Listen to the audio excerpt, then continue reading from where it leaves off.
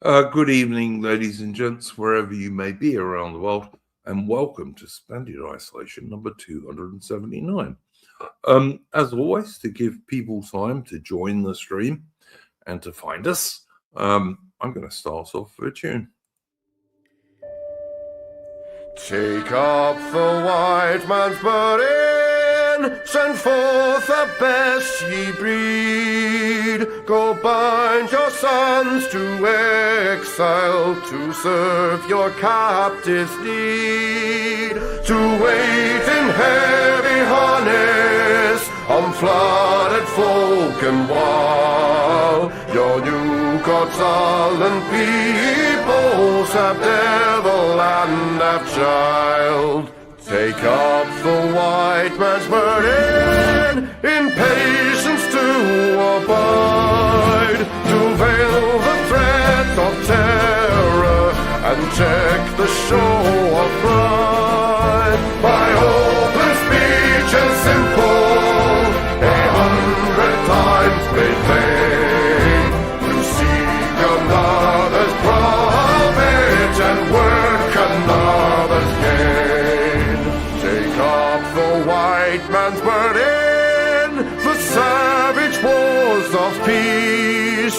Fill full the mouth of famine and bid the sickness cease. And when your goal is nearest, the end for others sought, what's love that heed and folly?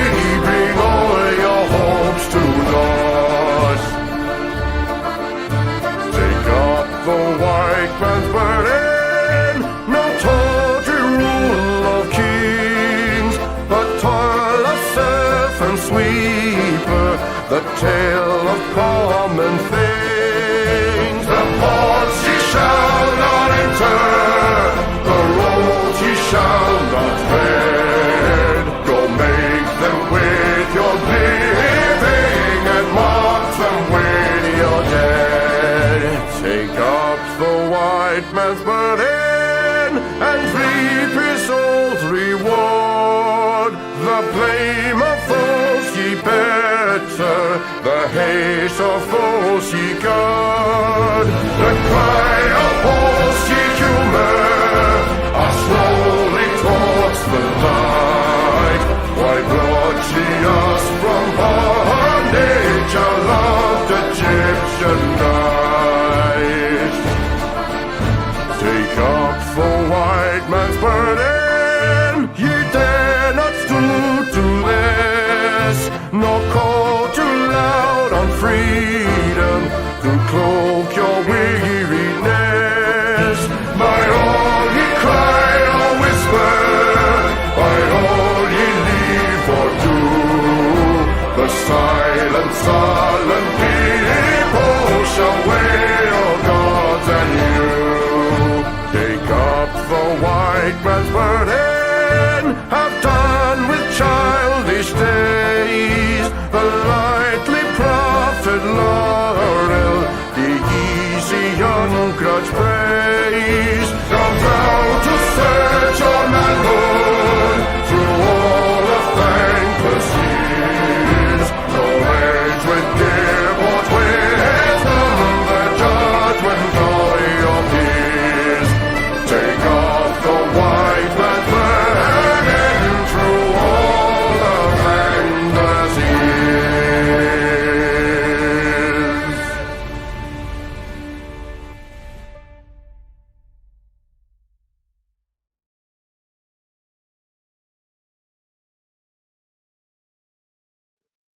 And that was the excellent Chris Gard. If you like good music and you like to listen to music from a real musician who's on our side of the political fence,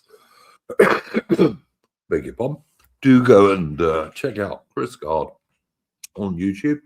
And you can also follow him on X, on Twitter, where we are also live at the moment. All right, guys. I wouldn't say this was an enormous news week on the whole.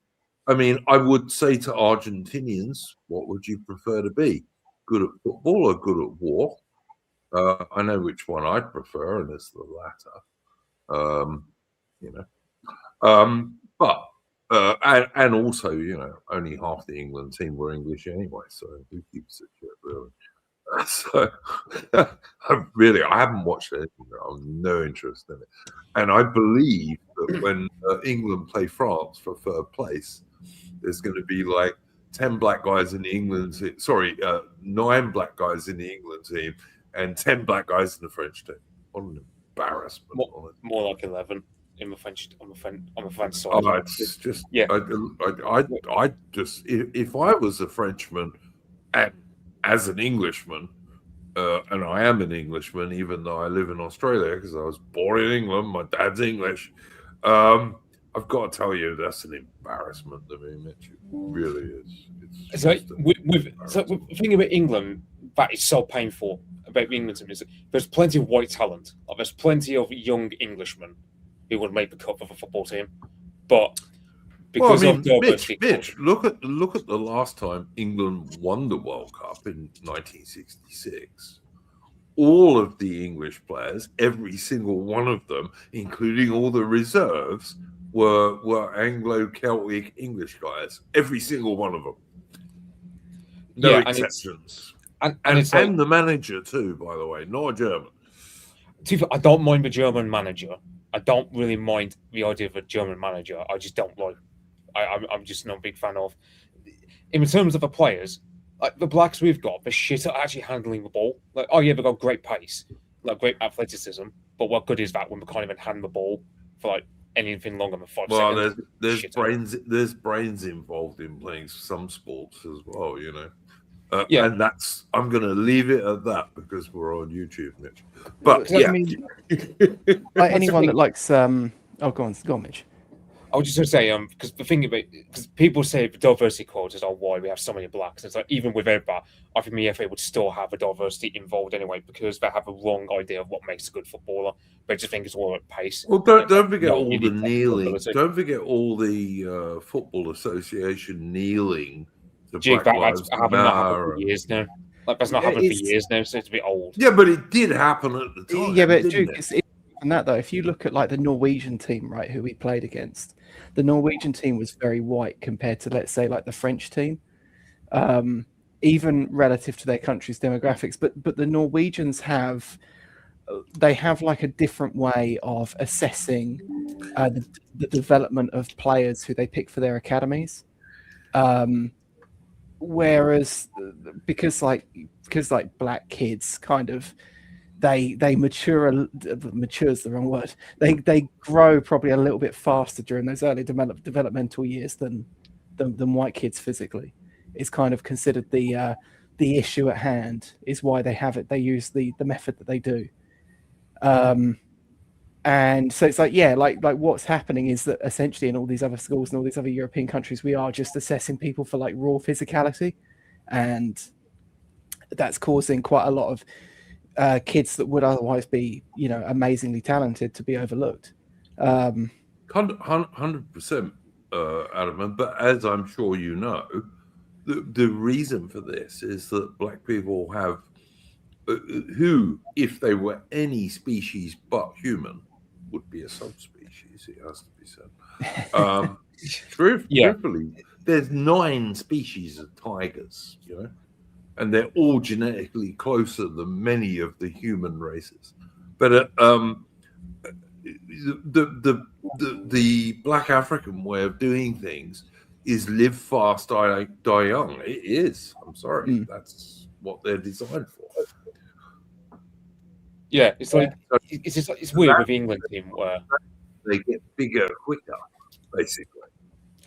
I was say it's weird with the England team because, so for example, you saw back, for example, on Wednesday where as soon as he starts taking off a good white footballer such as Anthony Gordon and Declan Rice, and he brings on some of the diversity, the team performance sinks even more. And it's just because that's the thing. It's like you saw in the Mexico game where. When you get guys like the big Dan Burn, like 6'7" guy built like a brick house, that's the guy you want on your team to defend, for example, because the guys built like shithouse, basically. But then the diversity. I mean, One thing I've noticed is that penalties, for example, the blacks do poorly with penalties, but just can't get the depth perception. Right? And not under pressure as well. Yeah, I think there's a neurological issue with blacks, especially in the West, where they just can't. Well, we've got to be a little bit careful, Mitch, because we are on YouTube, and I will push it to the edge, but I try not to go over it. But yeah, there are big differences between the races. There are mental differences between the races, physical differences, etc. Just as there are between male and female sex. But but like the other thing as well is that like I always used to wonder if you looked like why is it that on the England team, like the defense, even when we had more diverse teams than we've had recently, you know, the defense would always be overwhelmingly white. And I used to wonder back to that, like, you know, anyone who's a fan of Steve Saylor, he kind of has this bit where he goes on into sports a lot, and he'll talk about like American football, and he says that like there's only been like one successful black quarterback, and it's because kind of to be a quarterback requires, you know, some smarts. Generally speaking, I do kind of wonder if that's the same case for defense in football. And I used to think it was because they just wanted the glory, but I think maybe that they're also just that those other selection pressures kind of you know, select against them in those certain roles. Yeah, I know. Because Thomas Tuchel, like the German manager, he said basically it's not in England's DNA to be good at keeping the ball for anything longer than 5 seconds. And the thing is, the problem with that is it's FA. Basically, they've got a different standard of how they look at what makes you a good footballer, because they always think about pace and physicality. And that wasn't true, Mitch. That never used to be true, like in the old days. As I said, you can watch it on YouTube. You can see it all over the place. You can watch the whole 1966 Wembley Cup final, right? Well, I mean, all the England players are white in that. They're all white Anglo-Celtic English people, and they hang on to the ball quite happily for longer than 5 seconds. You know. Yeah, I was going to say also. I mean, even as recent like 1990, like Italia 90, that World Cup was probably the second best World Cup performance we had. I mean, the team was pretty much 100% white. I think there was one black guy, and that was it. Like, because England was, of course, really white. Listen, I'm much older than you, Mitch, and I'd also say look at the 1970 World Cup, where England were very narrowly beaten by Brazil. When Pelé was playing, who by popular consent is the best soccer player there's ever been, but he was playing, and Brazil only just won that game, and it was a totally white English team yet again. Yeah, and I'd say with so for example, Gordon Banks was our goalkeeper back then. There's one reason why Gordon Banks is a white guy and not a black guy, because you know, I think also with goalkeepers you have to have a good sense of depth perception. I've never seen a good black goalkeeper ever. I mean, the French national team's got a black goalkeeper, and he's not. And I'd say compared, I mean, Pickford ain't exactly the best goalkeeper we've ever had, but he's miles better compared to the French one, who's black. I just never. But there's an element of you look at football.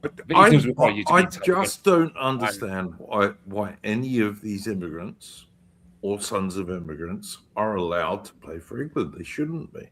In my opinion, they should not be allowed to play for the England team. Duke, but the point they're making is this. The FA, they believe that pace and physicality is what makes you a good footballer. We obviously know that's bullshit, but that's the way the FA judges it. That's why they're so fond of blacks and mixed race guys being in the team. That's why they do it. So, for example, if I had my way, the FA, I'd swap out a lot of the people who make up the FA's hierarchy, because they have a completely wrong conception, and you know, they have too much of a fondness for the diversity, so they'd have to be swapped out anyway, ideally. Because I believe in remigration, so there we go. That's my view on this one. Yes, Duke. Yeah, we know. Well, look, you can take the piss, but I really do believe in remigration. Duke, but that's the thing. It's like that's the thing. Like even in our sort of soft way of talking about it, it's just simply put, if I had my way, there won't be any blacks on my team because they're just not good at it anyway, from my criteria. And I'm not even trying to be quote unquote racist about it. That's just my conception of football, is that just because you're good at pace doesn't mean you should be on the football team. And unfortunately, that's the way I our don't football think they team should is. even be in the country, Mitch, is my point. Yeah, I'm just saying it as a softer way. I wouldn't even. But I'm just saying, even without trying to, even if I were to, let's say I was talking to a normie, and I could just say outright, I'm not being funny. I wouldn't have any of these blacks on my team anyway. I'm not even because I'm like a racial scientist or anything.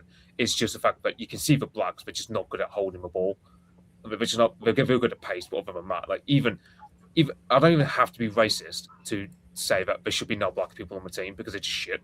Basically, perhaps one guy, but that's like one guy in 1,000 when it comes to the blacks we've got in this country. But that's it. Yeah, it's just like the thing is as well. This is actually one of the whitest. The German fielded one of the whitest England teams in quite a long time actually, and it also happened to be one of our better teams. So. This thing where like normies go, oh, you know, if you didn't have them, the team would be worse off, and then you kind of sit there and think, well, first off, don't care, but like, secondly, like, that's not true. There's no evidence for that. You can't see that when you look at what's going on out on the pitch. Yeah, and it's like, for example, you got and when people say, oh well, we need the immigrants to make up for the talent in the team, it's like, well, you got Elliot Anderson, who 4 years ago was playing for the League Two side. I mean, he shoots all the way up to the top leagues. There's plenty of white lads who are like him, who've got genuine skill, but just get passed over. So that's just the thing. It's like, you know, so even on a non sort of diversity quota side, the FA just have a wrong idea of what makes you a good footballer. So I just think, yeah, we don't even have to be quote-unquote explicitly racist to get all the good white footballers. We just have to swap out all the retards that we've got dominating what determines a good footballer, and just simply go, yeah, because all I would say, Mitch, and everyone else, is move to Nigeria, move to Kenya, move to Sierra Leone, move to China, move to Australia. Malaysia. Yeah, no, Australia is the same as England, mate. As you will have noticed, I'm sure. But no, and Scotland is as bad now as well. But yeah, if you're a white guy, move to any of those countries and see if you get in their national football team. I guarantee you will not. Even if you have Pele level skills, you won't get in their football team. Yeah, because those people are racist, but you know, it's just the way it is. Yes, I mean, exactly, Armand. Those people are racist. You're right. I'm pretty sure you could buy your way in, though, because they are also very corrupt. No. I think you could. Who was it? It was Gaddafi's son. You're foolish. I think. This one, mate. Do you remember Gaddafi's son basically got onto the team because he wanted to be a footballer? He was shit. Well, yeah, but then you know his dad was the military dictator. I think he paid an Italian. I think he paid an Italian team to take him. He was paying. Oh yeah, you mean you're talking about a club team? You're not talking about the national team. Yeah. Sorry. Okay, different thing. All right.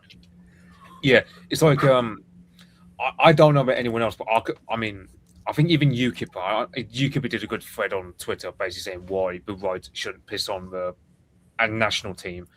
But I will say with club football, I've got no problem with people shit on club football because I really don't get how people can actually get interested into stuff like Man United and Man City and all these big teams because there's just nothing English about them. It's not like it was back in the Totally agree, Mitch. Totally agree with you. I've been of that opinion for a long time. But like I said, I just don't watch sports ball at all now. I have not watched 5 seconds of this World Cup, and I won't because I just don't care about it. I did enjoy watching that Ginge try to get at that guy for being racist in the stadium and get him put in his place. Yeah, that's a big problem amongst English football. Is like shit lib fans that kind of that do need to be put in their place. Yeah. Oh, Yeah. it's not just in football though, and let's be honest, it's a general thing in the Yeah, it is, population. but it's like the football ones are kind of like they're sort of an unusual, they're sort of a weird breed. I remember there a while ago, I think they were in like Bulgaria or somewhere. There's like this father and son duo who have like an Instagram or a YouTube channel or something, and they were like having a proper cry on there about all the that's racism in awesome. Bulgaria.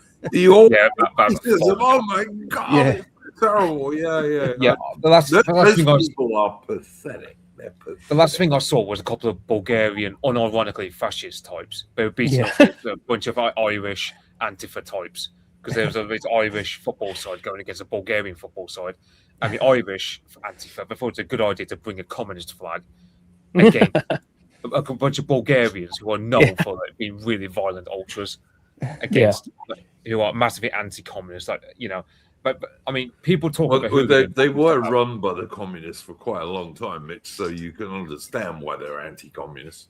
But I do respect Bulgaria's racism levels. It's quite good.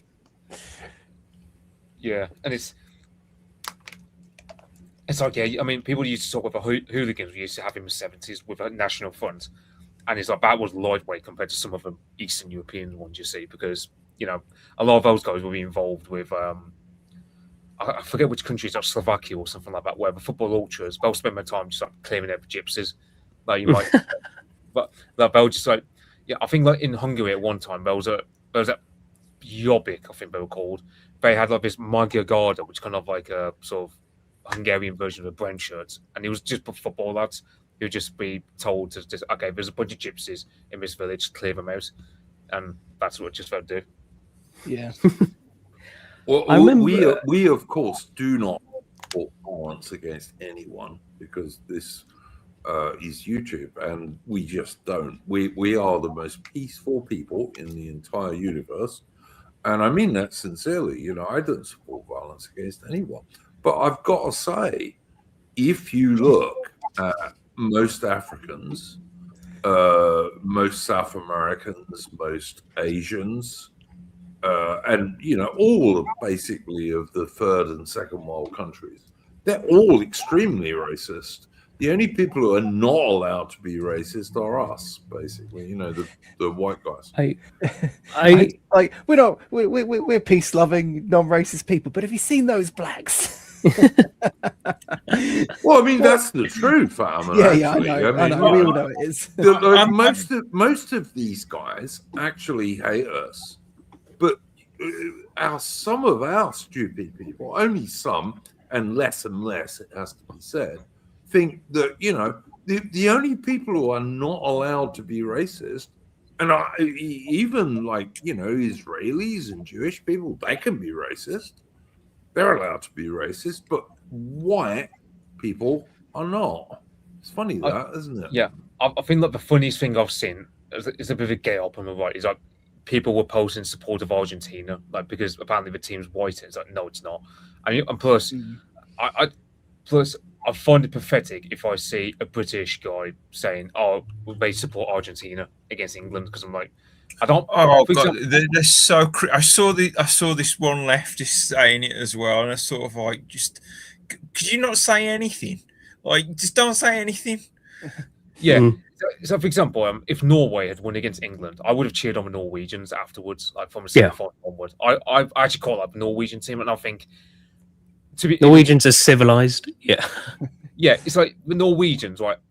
I think as much of an England fan as I was, I gotta say it was extremely bad luck on the Norwegians not to win that game, because really they should have won. They played better football than we did.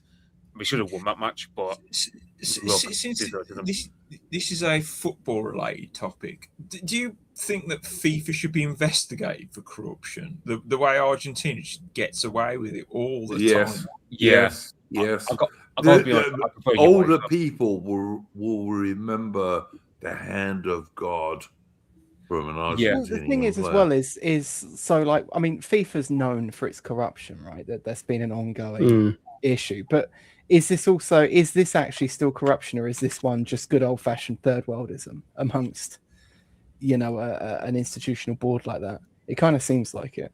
Yeah, one thing you notice is I think it was like even at the France versus Paraguay game, you could tell FIFA was on the side of Paraguay against France, even though the France team is pretty much like. There's only like of the 26 players the France team had with them, only 3 of them were white.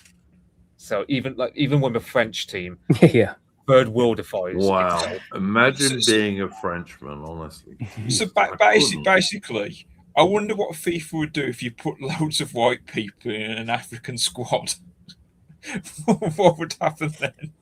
If you paid them, They'd probably say it was racist. Yeah.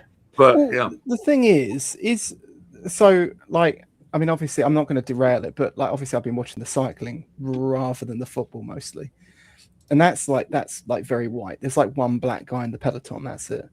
And the thing is, that's actually the sport's gone the opposite way compared to everything else. Like cycling's gotten whiter because back in the day, back when France had colonies, they had specifically had like a French North African team and a French African interior team, and they would come over and they would ride in the Tour, and they would have all these North Africans and these blacks there riding, like racing, and it's like that isn't the case now, because of course they've lost that, and now they're just and it's like, is it the case that because a lot of the French players weren't even like, it's not even birthright citizenship, a lot of them weren't even born in France, they're literally just Africans. And it's like, is that a colonial tie-in? I don't know, but on Duke's British put up these photos. The last one I just want to say is Argentina in distress. Yeah, because it's upside down. I heard during our match with them, the FIFA head, when we were leading, he was looking really sad, and then when Argentina got ahead, he got much more excited about that. Yeah, he's very much a fan of the Argentines, especially of Messi. Yeah. Messi's kind of one of those guys. It's like the Napoleon of football. In that he's genuinely great footballer, but he's also a really scummy individual. Like Right. He's a very, very unpleasant guy on a personal level. But yeah, that's kind of what it is. And I would have minded if we got either battered by the likes of the Spanish or the Norwegians, but getting battered by Argentina was unforgivable. Yeah. And the diversity were part of the reason why we screwed it. But I'd also blame the I was also saying that, like to some friends, because like all the troubles we've had playing Argentina, hand of God and everything, you'd think that the only reason that England should play against Argentina is in the final. They should try and make it so it's really hard, even at the semi-final level, that we're not going to be playing Argentina. That was the way it was seeded, because basically, purposely made it easy for Argentina. Argentina is the first team in the history of a World Cup to get through to the semi-final and through to the semi-final without having to face one of the top 10 teams in the world. That's wild. There's. The thing is, UEFA is a lot better because FIFA are known for making their tickets really just so expensive that the only people who are able to get to a FIFA match these days, you have to be like middle class to upper class, basically. And so the only fans we get to our matches in the FIFA World Cup are basically the poshos who can't put up a fight if the Argentines were to bully them. Yeah. Whereas I'd love to see what the Argentines would do if we had the old hooligans from the 70s at our matches. I remember a few years ago, I think it was the Euros maybe. Russia was in it. Might be and they had all their fans who'd seen like the British fans of the English fans of the 70s and 80s and all the chaos that we caused back then with all the fighting, and they'd been doing all this they just wanted to fight, all these Russian fans with the English fans back then. They hadn't realized that had changed. That was no longer the case, and they'd been running like group combat drills and stuff.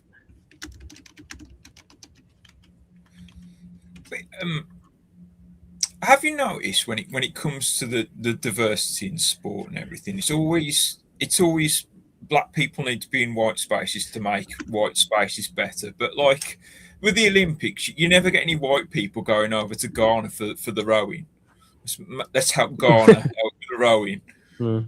It's never that way around, is it? It's totally a one-way street, Mercy. Right, I'm going to make an executive decision here and say we've been talking about the fucking Talking crappy about the World football Cup. pains you. Yeah, I don't watch sports ball. It's bread and circuses from the Roman Empire, basically. As far as The I'm circuses were concerned. free, Duke. Come on, it's not. Yeah, the same. well, that's true. Yeah, that's true. What I would say is this. Right, as UKIPper in that thread said, like the thing is, football does make a big part of our modern culture. So I think it's retarded when we watch shit on it. Sadly, Mitch.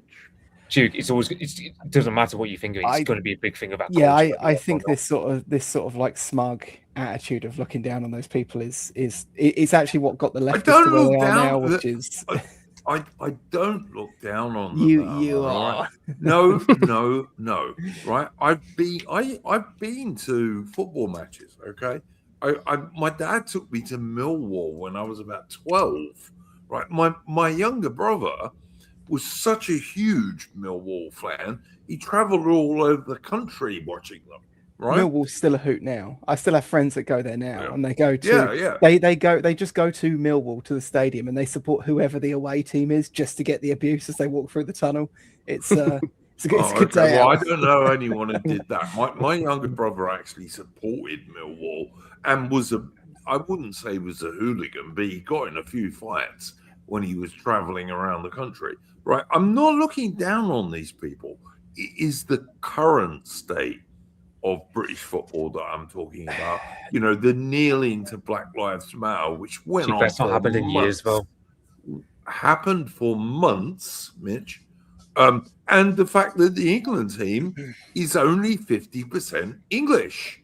I'm sorry. If the England team was all English, I'd watch the bloody thing. Dude, like, I'm sort of thinking, right, wherever we might think of the England team, the average guy isn't going to shit on it like we do. And I just think it's absolutely retarded. Okay. Because we're driving a wedge between ourselves Mitch. and the average guy. Because the football fans. I get it, Mitch. Because I say, you look at the EDL, for example, the guys who protested against the grooming gangs. Who were they? It was the football lads. Like, they're a natural constituency for Mitch, us. I get it, right? I get it. And I often will say that the Tommy Robinson supporters, not Tommy Robinson himself, who is a Zionist shill, but the Tommy Robinson supporters are mostly good blokes. I know this. And they're all England supporters. Many of them, yes, they are. Many of them are. Just quickly, because someone in chat also brought up Millwall. I will point out, I'm pretty sure Millwall is one of the only big teams where you still go, and the primary food that you buy in there are like pies, like pie-based stuff. Yes. Yeah. I will say Millwall is probably one of the whitest teams in England as well, because at least 2/3 of their players are English as well. So it's a good side. It's a good side to watch as well. Talking of pies, can I have a little rant about the pies in football stadiums? Because in the local football stadiums, there's one place in the world that you can get the Balti pucker pie, and that's in football stadiums. Release the Balti pucker pie to the masses, pucker pies. I want the Balti pucker pie.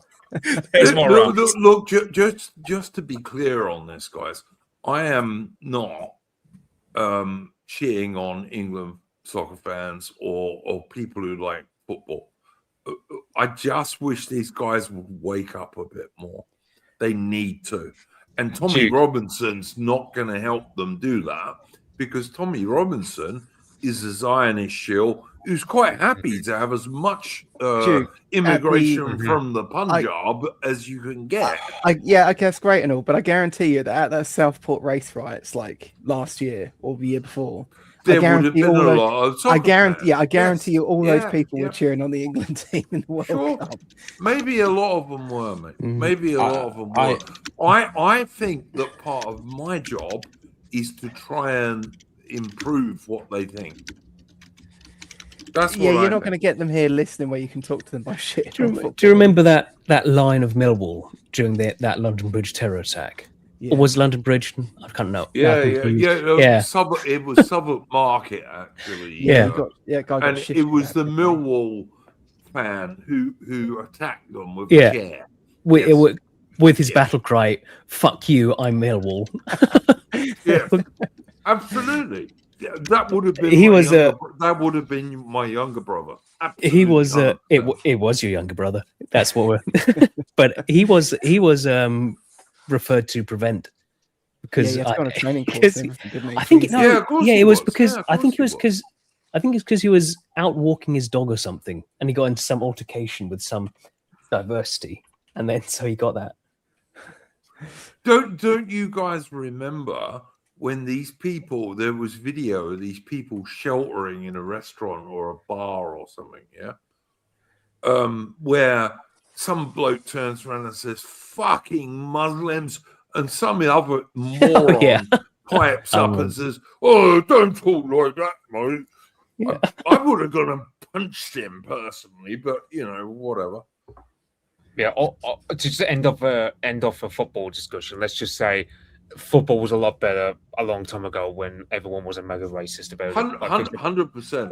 for example, England team in 1966. Watch that game on YouTube, guys. It's so beautiful.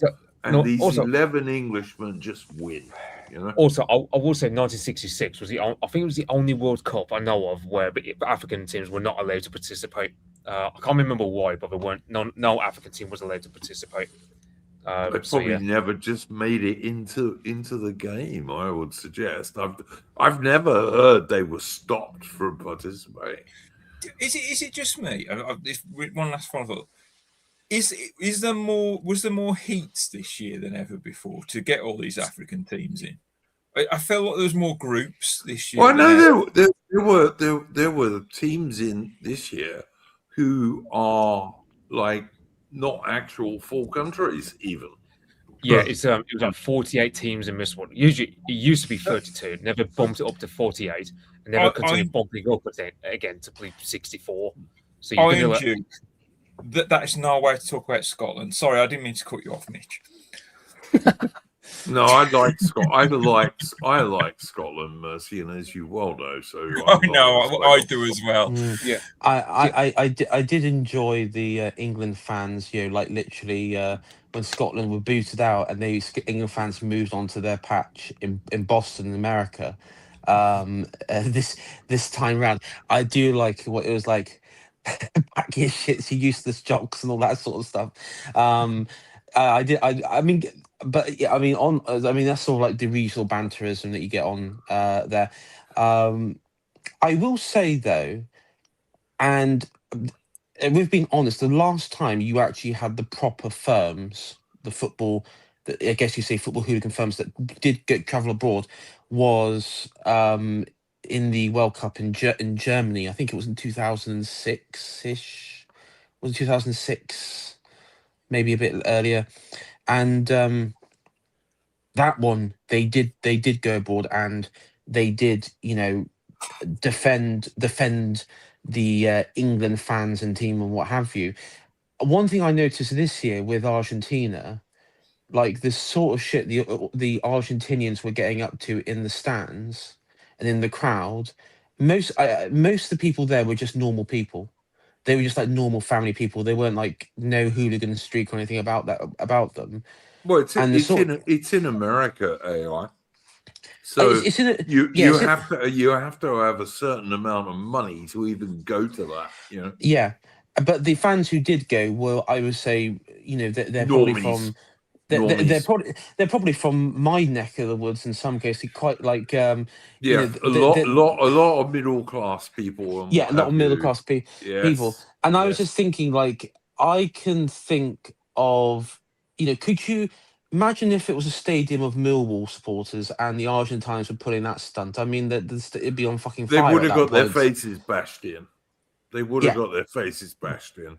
For sure. Back in the day when they brought that, because I know at the match at the end when Argentina won, they brought it was Las Malvinas and this Las Malvinas, aka the fake islands that they claim, and with a picture of the Falkland Islands on. Back in the day, English fans would have stormed the pitch and just attack the football players and shit like that, because that's what used to happen in the 70s and 80s when you had that level of provoking. I think even the England and Argentina match, was it '86? With the hand of God with Maradona and all that. Diego Maradona is the guy Yeah, you're looking yeah. for. If you look at the clips back then, you can see in the crowd it was tense as hell, and it was pretty like because it was only what 4 years, after the Falklands War. Yeah, lots of the crowd, their dad would have been fighting in the war or something like that. So yeah, Well, absolutely lots of right. people in the crowd would have been in the war as well. They wouldn't have been old enough to get aged out or go into a football game. Yeah, no, for sure, Mercy, for sure. Yeah. Look, guys, I'm really gonna put a hard stop on this because sports ball, I just hate it. It's designed to weaken us. That's what it's designed to do. I mean, I can't. It's like, for example, imagine, let's say, for example, Belisarius telling the Romans when he takes back the city, "Oh, how dare you enjoy it, and how dare you enjoy a chariot racing? You should be a red man in the front lines." We should bring back chariot racing.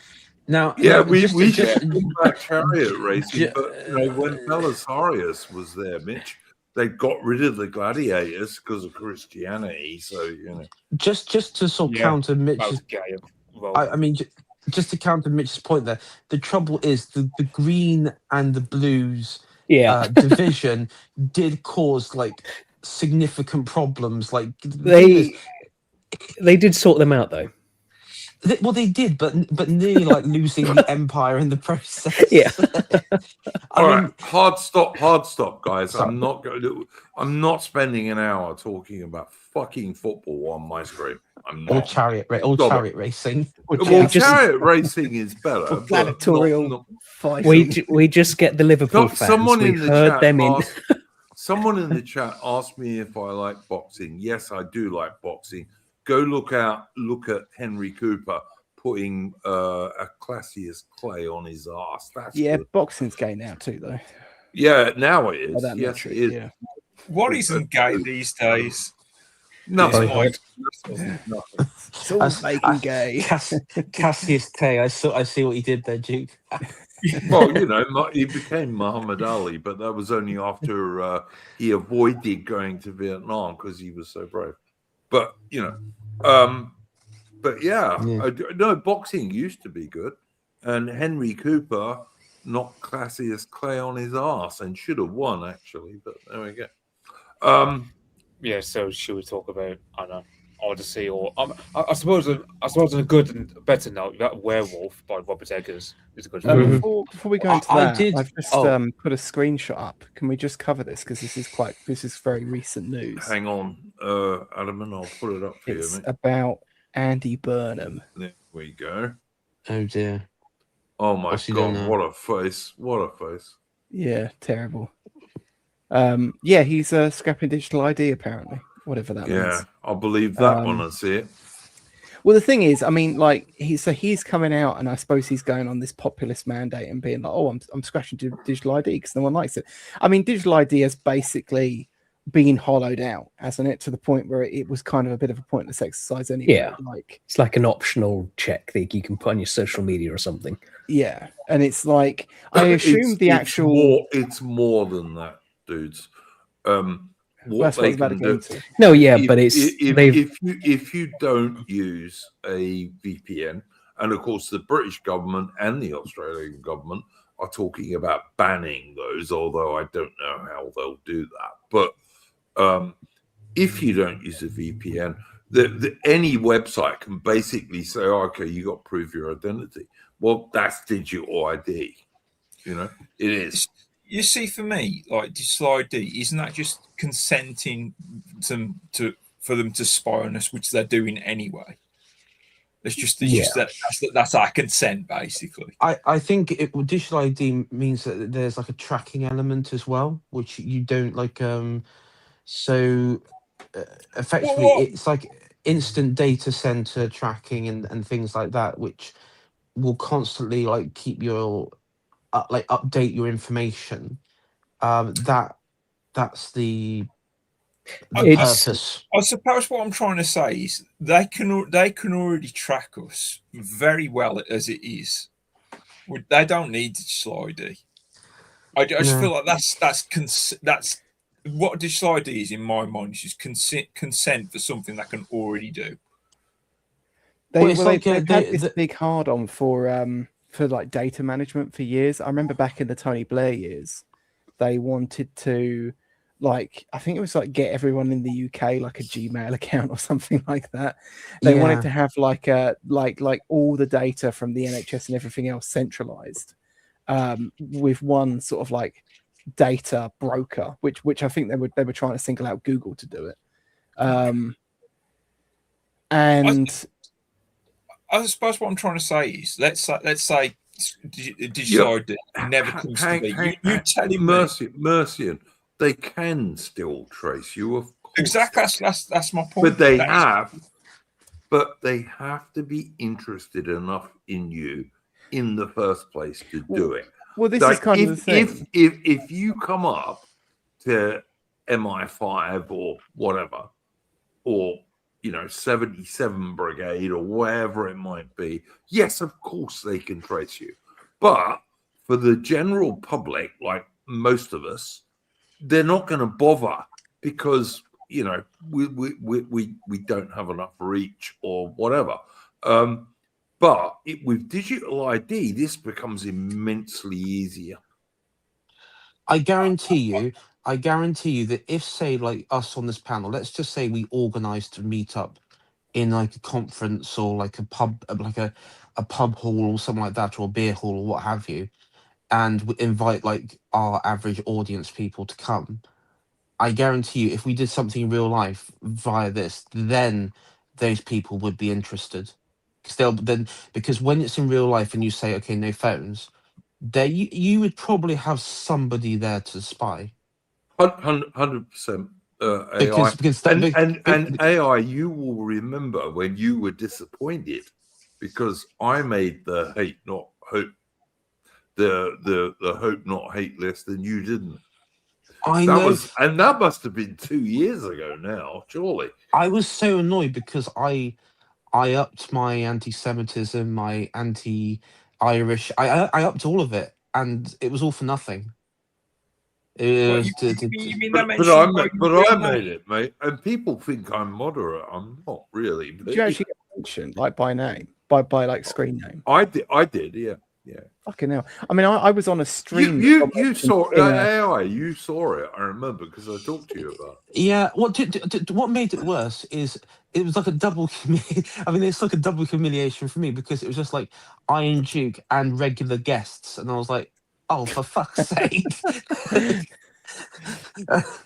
I mean, I guess I sort of get mentioned. Adam, you're probably there then because they said a regular guest, you know what I mean? Well, I was a stream that I was on was mentioned a long time ago, but not me by name, which kind of peeved me off a little bit. But I was mentioned on an Antifa hit list. So yes, same.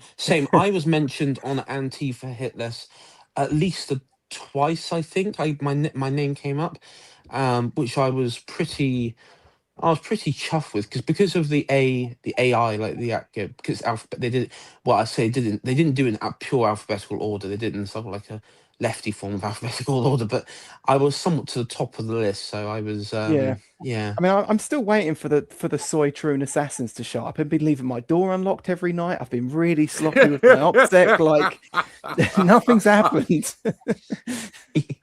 Well, you guys may remember that, like, I don't know, 5-6 years ago, I did a couple of streams with Colin Liddell, who went from being someone who was actually on the alt-right to being a complete shill for the globalists. And I'm in his who's who on the alt-right. So actually there's a funny bit to that, Iron Duke. There was an Epstein, the Epstein emails. There was an email, and you probably know which one I'm talking about here. There was an email. Oh, there's an email correspondence back in 2015, 2016, with Epstein and who was it? Epstein and Peter Thiel. and they were talking about 4chan and the alt-right.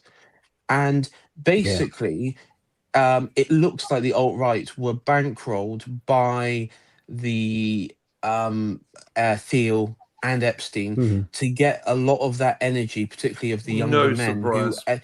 and then sort of No get surprise at no, all, AI. and then get them back into neoconservative neoliberalism. And obviously that guy, he basically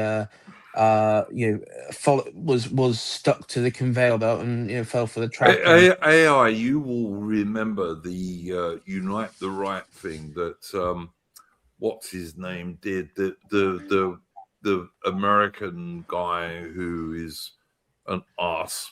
Richard Spence, Richard Yeah, Spencer. Richard Spencer. He did the Unite the Right thing, where they did the tiki torches and Charlottesville and all that. yeah.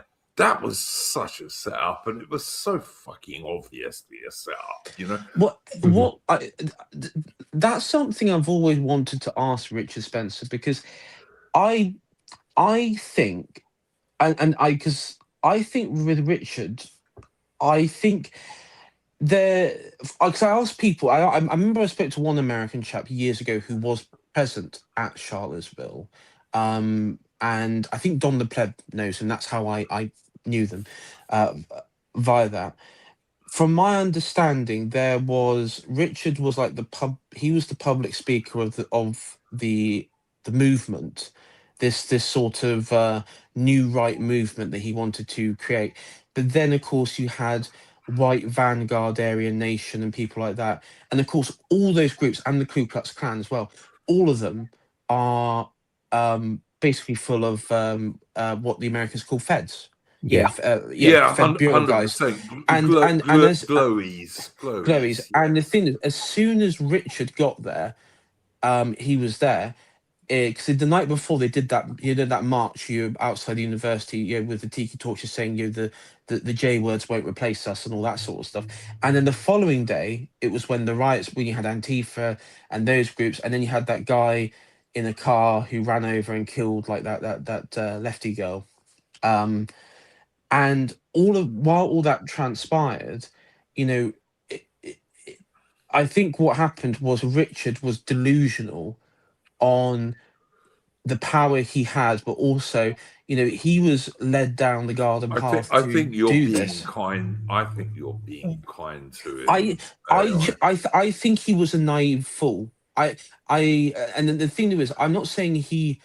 I don't. There was another chap there whose name I forgot his name, but he definitely seemed like an operative. He was organizing the events from Aryan Nation there, but he was like the ultimate instigator. And it's crazy he wasn't arrested. Like, he was on camera a few times, basically instructing the crowd to do X, Y, and Z. AI, look, I'm sorry, but I remember this. There were people like, who was that utter wanker who made that song, "We love our cops, we love our military," and all that bullshit? Right. Back the blue is that psyop has worked very well on Americans. I'm trying to remember who that guy's name was. He was involved in that back then. Yeah. And he was a total con artist. He's not on the right at all. No, there were a lot of. I mean, there was one chap. There's one guy I remember. He was called Hunter, and he tuned out like a few years later. He just straight up. It was really bizarre because he did this Christian nationalist LARP, and then he just tuned out. And now I checked in on him like a year ago, and he's just like that. He's like this. I mean, he's like it's like this total dysgenic freak now, but he is. He's sort of gone the standard far right influencer pipeline. Then, yeah, basically, he's just gone to like Trantifa. Was it Baked Alaska? Thank you, Toledo Salamanca. Yes, Baked Alaska. That wank. He was in the January 6th stuff as well, wasn't he? He stormed it. He put his feet on Nancy Pelosi's desk. Yeah. Yeah, but was never prosecuted, you may have noticed. Yeah, I mean, unlike many others who got like quite a long time in prison. Also, that Baked Alaska is he's got you know, I think he can compete with Tommy Robinson for amount of cocaine you can consume in an hour. Oh yeah, for sure. Yeah, Well, absolutely, 100%. Probably also the amount of Israeli funding he gets, but yeah. Well, Well, this is the problem with the right. You know, it's kind of like the people, the con artists on the left, like Corbyn and your party people. They're just greedy. I mean, they're just greedy little thieves. But the trouble is that the con artists on the right are just genuinely like, just straight up traitors, enemies, and also like will lead you to do something very dangerous. you may have noticed because Iron Duke's pulled it up twice. While you were all talking, I pulled up the State of Hate from Hope Not Hate. Would you all like to go through this quickly? I've got. If you could just share mine one beforehand, Duke, because you're talking about the feds in all these fed groups. Okay. This is a picture of Patriot Front, who are one of they seem to be like the ones with the focus on at the moment. Hang on, there we go. What's this guy? Supposed to be white supremacists. What's this? They What's don't this look in the very middle here? Some of those guys don't look very white to me. I don't know about that. Yeah. It's like that meme about how, it's like that meme about how you find, like, when you see in Mexico, if you find someone who's really brown, they LARP as the conquistadors, and then if you find someone who's really white in Mexico, they all LARP as the Aztecs. That's kind of I just think, look, speaking as a guy who is actually right wing, I run a server which is invitation only, and it's got smaller over the last 6 months, not bigger, because I ditch people who are not what they say they are. Good. You have got to use really sensible operational security, OPSEC. You've got to do that because they will try and infiltrate you all the time. I've been infiltrated. I had a absolute that lefty guy communist. Yeah. That guy. He was trying to encourage us. He wanted us to like. I know what his game was. He wanted us. He wanted to. Because he was obviously recording the stream on his end as well. He wanted us to basically encourage rioting. I think it's like one of the bridges in Sydney, or somewhere like that. He wanted like specific details and stuff of how to do it. And then of course he would go to, because I think he was a he's like some sort of journalist as well, like lefty journalist. And because we wouldn't do it, and I remember saying like, dude, what's wrong with you? What I remember I even said to him, you're sounding a bit sus. And I sent a message to you, Duke, during on Discord, like a private DM. I was like, what's up with this guy? Like this, there's some. I remember just saying like he's he's behaving like he's like no joke, like a Fed posting sort of stuff. And then he just flipped out like lefty mode and turned out to be, and he tried to do like this whole gotcha to his audience. But even people in his audience are like, well, they're not really saying anything. That's the thing. Well, okay, yeah, they're really right wing, but AI, we are entirely peaceful on this channel. We don't support any violence against anybody, and we never have. I'm thinking about what stream was this on? Don't you remember that dude, Alvin? Oh, okay. He got my mate, the Australian guy. Oh Christ! No. The guy who lives near me, he got him banned from YouTube. Who, Franklin? Yeah, the Franklin. Yeah. He got him banned. Yeah, I remember you saying about the Franklin getting banned. I don't remember you actually talking to the guy that did it. I don't. He pretended to be someone was different. on our Discord. He was undercover. He was undercover. He was pretending to be someone different, and then he tried to do like this whole YouTube expose on us, and he just made himself look like a complete and utter buffoon. And I mean, he what's his name, Soderholm or something like that. It's a Swedish surname he had. It was Mitch. It was something like that. And I actually did a post and I said, look, this is this C-U-N-T, and this is what he's up to. And of course, I banned him and kicked him from our Discord. But he did get my mate basically banned from YouTube. Utter scumbag. Utter I'll be scumbag. honest, I don't use a VPN. My OPSEC's really weak. Come get me. Mine is as strong as I can make I it. accept all challenges. How close are we to having to actually move to somewhere like Tor? I've seen the YouTube algorithm start pushing out I mean, I'm sort of because I'm so fed up with everything. I'm just, for me, if I'm gonna go out, I want to go out like Tony Montana style at the end of Scarface, joking UK police. Well, you see the Taking tons of cocaine. Yeah, basically, let's just go out with style, you know. you see the son of the Wagner Group guy who was assassinated. He's now like the Wagner Group is now running a drug empire in Africa, in the Central African Republic, just running all the mines there. It's like making hundreds of millions of dollars just doing this. Yeah, I need to tell the guys who make the Hearts of Iron 4 modern age mod just to update the decisions tree for that as well. I'm just looking over this. All right, guys, let's be a little more serious because this is a little more serious. Mercian, this is your. Well, I was just thinking while we mentioned like all the lists and everything. I thought, well, I'll put up the latest thing that Hope Not Hate. If you want to quickly go through it, I don't want to spend too much time on it. So this is State of Hate from 2025. Well, for a start, Andy Burnham has got several Hope Not Hate people very high up in his government. Yeah, like forming policy and stuff. Yeah, very high up. So I think he's going to be even worse than Starmer. Hard as that may be to believe, but yes. Well, I mean, there's some interesting articles that I'm seeing the headlines to. I mean, obviously we're talking about the rights from Axel Ruder-Gubana's I forget the name of the place. But I mean, the climate deniers thing. Can I just say, Adam Kynep is asking, "What's the next history stream?"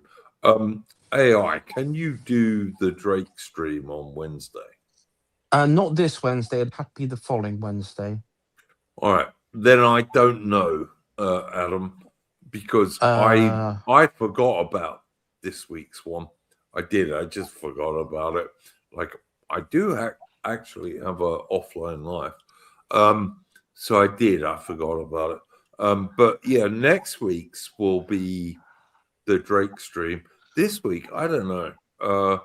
If I feel like it, I might do an Anglo-Zulu War stream or an Anglo-Boer War stream, but we'll see.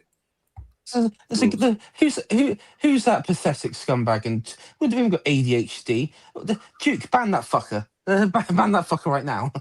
Who says I've got ADHD? I'm just EF3833. I'm just getting old. I think it's because we're focused to say the least. Right, he's gone. He's gone. You can't do that. No, he's gone. But yeah.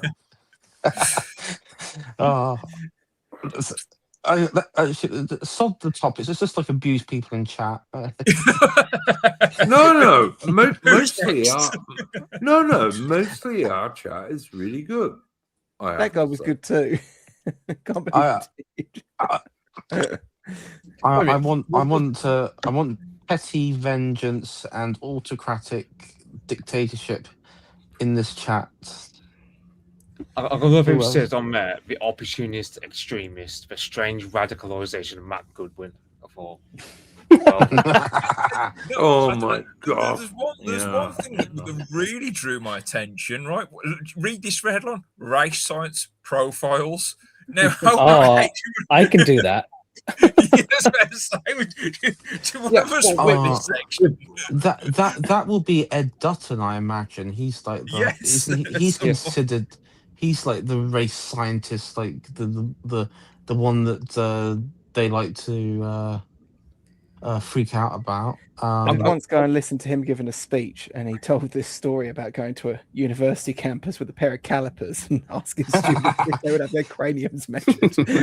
I just actually, where is that page 58? It's got. I want to see what that's about. I say, do you think how if I went down to Golders Green and did that how do you think that? No, I'm joking. I'm joking. I wouldn't do that. I wouldn't do that. Of course. They used to be a fairly posh bit of London, eh?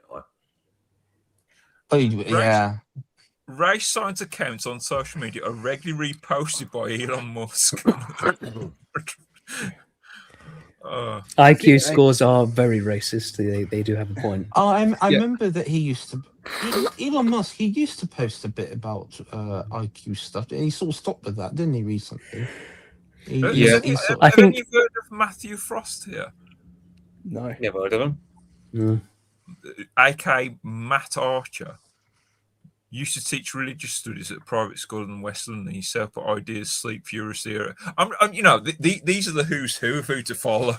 Well, he sounds like a self-help guide. Yeah, there he is, Edward Dutton. Well, that's Ed Dutton. That's not Ed Dutton. That's Ed Dutton. Yeah. That's Ed Dutton. And there's a Jolly Heretic, and I love this. He goes, hello, welcome to the Jolly Heretic. He's like, I think like it's like even if you're leftist, he's like, I don't know. I'd have trouble hating Ed Dutton because he's just, he's so friendly and like. He's quite eccentric in his I do. There is like a strain of British eccentric behaviour, which is just it is charming and it is nice, to see. Yeah, it's like one thing I'd like to see Ed Dutton, let's say, doing a racial science thing, and it's just him, like just be him talking about how blacks are shit at football, and it would just repost every time there's a major footballing tournament on. Yeah. Are there any? Anyone take? Can I just say to Woodbit, Elon is pretty hardcore when it comes to Europe or Britain. It's annoying because he's not so much about US politics. Yeah. Well, it's worth remembering that Elon is really a white South African. So, there's that. He did try in the US and was kind of shown the door.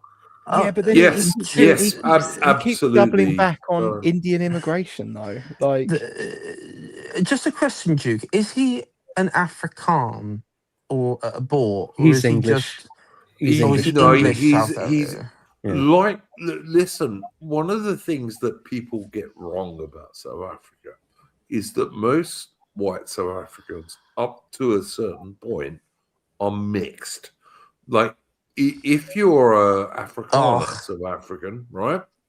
Like if you're Ernst, Conscious Caracal, you're mainly South African. You're mainly Afrikaner South African. But there are many, many families in white South Africa who are mixed to some degree. Right. I don't condone that. I don't condone mixing. No. This is AI. You're misunderstanding. Probably talking like 5% Malay or something like 5% at most. No, you're misunderstanding me totally, guys. When I say mixed, Elon Musk is mixed race. No. Oh, fucking hell! You guys his father was Afrikaner, and his mother was Anglo. All right, I'm going to try this again. Right? Okay.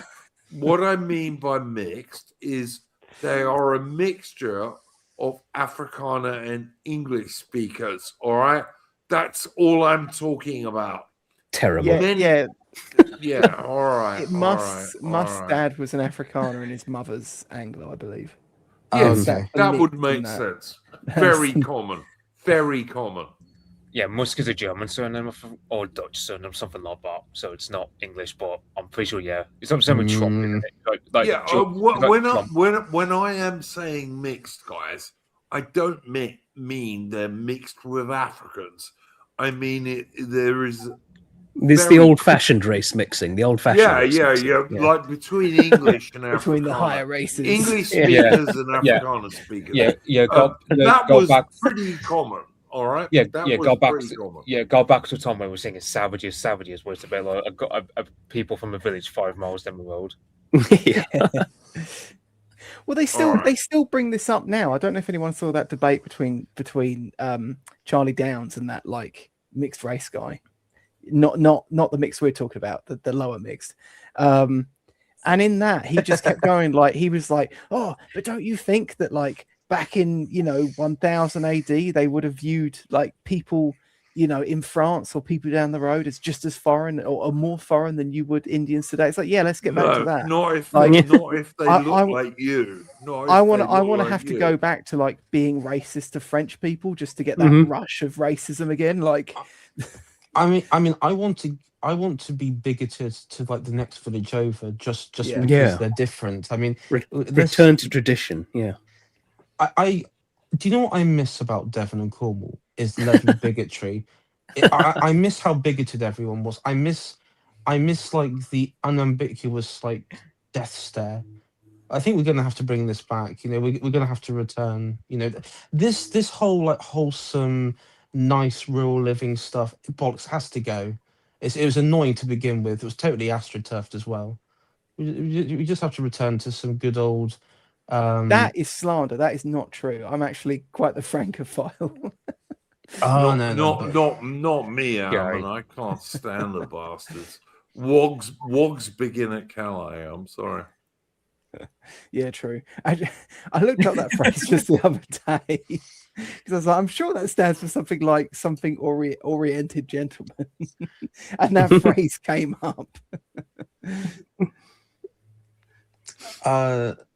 Who would you say is the most annoying European, or the most rude European group? Probably the French. Yeah. Definitely the French for sure. I mean, the French are up there, but do you know who I think might even trump them? The Portuguese, Belgium. It's got to be the Portuguese, isn't it? It isn't. This is for my personal appearance. It is the Italians. I was going to say. No, I like the Italians. I don't agree with that. The Italians are incredibly rude and snarky, and I just they annoy me. Don't agree. I don't agree. It's never going to be the Germanics and the Nords, is it? It's all the rest, the Latin. The brown half of Europe. Yeah. Well, they're not. Carlyle was they're right. not really Thomas brown, Carlyle was guys. right. Stop this. It's silly. The thing is, I'll be honest. I've traveled in Spain a lot, and I've never actually met a Spanish person I didn't like. Yeah, the Spanish are nice. I agree. I agree with you. I would say the Spanish are pretty. I just find. I mean, the Greeks are like. I mean, the Greeks are just comical. They're just funny. Without being horrible about it, they are just comical. They're also nice. The Greeks are nice. I like them. I can't take them seriously, but yeah, sure. Well, yeah, but I like them. I quite like the Greeks too, but I have definitely met some that I didn't like. I haven't met a Greek I didn't like. I've got to say. The Turks. The Turks. Oh yeah, the Turks. Yeah, very, very. Yeah, dubious. it's like we talk about the Argentines being really annoying because they make a Falklands entire personality. The Spanish, I've never met a Spaniard who obsesses with Gibraltar IRL. You might get some online, but I've never met a Spaniard IRL who's obsessed with Gibraltar. And as for the Greeks, I did meet one Greek woman from she was down London way, and she's just anti-British. Like she keeps moaning about Cyprus, moaning about what we did to Greece like 200 years ago, saying that we stole marble. What was it, Elgin marbles? That was it. She says that we should come back and all that, and I'm just like, fuck off and go back to wherever you came from. Apparently, I'm on a roll. but with age comes wisdom and dementia. Yeah, probably true, Adam Kinnip. But yeah, I look. I like Italians. I like Greeks. I like Spanish people. I like Portuguese people. Sorry, AI. But in general, yeah, I like Europeans in general. They're okay. I really like Austrians. Yeah, they're all right. They're Yeah. all right. Yeah, Yeah. yeah. I particularly like the Austrians from the Austrian-Bavarian border. Yeah. That's that very Yeah, small they're valley. okay too. Yeah, all right. You particularly have an aficionado for artistic Austrians, do you? Terrible yeah. artists they are. They're terrible artists. I get what They're not you cut out guys for are- art, I don't think. Guys, I get what you are saying, but okay. I'm genuinely not even making that joke. I've never met an Austrian I didn't get on with either. Like, I've traveled there a lot and they're all really lovely. And their food's haven't amazing met- as well, because it's like a great mix between Italian and German. It's I a haven't fantastic little country. I haven't actually met many Europeans who I couldn't get on with. I haven't. Mm. That's true. Well, I say we Apart from the French, of course. The French are an exception. Yeah, if Austrians hate being mistaken as Germans so much, yeah, they really do. Yeah, I think. Well, I'm sorry. Like, seriously, you brought it on yourself if you get mistaken for Germans. Let's be honest. Yeah, it's All like, right, guys, we've been going an hour and 16 minutes. Does anyone have a first topic for this evening? can talk about. Like, I meant to talk a couple of weeks back. I meant to talk about that werewolf film by Robert Eggers, which is actually Go for it, Mitch. Go. Yeah, Before so, that, can we talk about the football? We've done that. We are not going back. I to thought I'd that, trick you all with right? your dementia, but Yeah, sorry, we're Mitch, not go on. doing that again. All right, we talked about that for at least 20 minutes more than it was worth. But all right, yeah. But anyway, yeah, with that werewolf film. I mean, apparently it's meant to have Middle English into it, but aside from a rolling of the R's, Yeah, it didn't sound there's like it. no- yeah, it just sounds basically the same as modern English. Maybe it's a bit Shakespearean in some lines, but that's well, I mean, to that's be kind of modern to English. be fair, Mitch, modern audiences have to be able to understand it. So I Yeah, get that. yeah, but that's because most modern audiences are fully retarded. Like, Well, sure, but I mean, Yeah, you're a 19 language nine- guy, and most of us are not. it's like I mean, if I read the Canterbury Tales unprompted, I can understand 90% at the very least. It's not really hard to understand. But Mitch, Middle English. if I read the Canterbury Trails like in the original English, I can understand about 75% of You it, need or to, maybe- you need a bit of practice to kind of like tune yourself into that. Yeah, Sort of but English. but the only major difference is the spelling, really. Like, Yeah, in terms of if you try and pronunciation. sound out the word, that helps a lot. Yeah, the But yeah, spelling gets you probably a bit off, but- this movie might be okay. I hope Oh, it is. I think it looks And, good. and I mean, can I also bring up the other movie that people have put in the Discord, which is the So the one Uprising- about the the Peasants' Uprising. Revolt?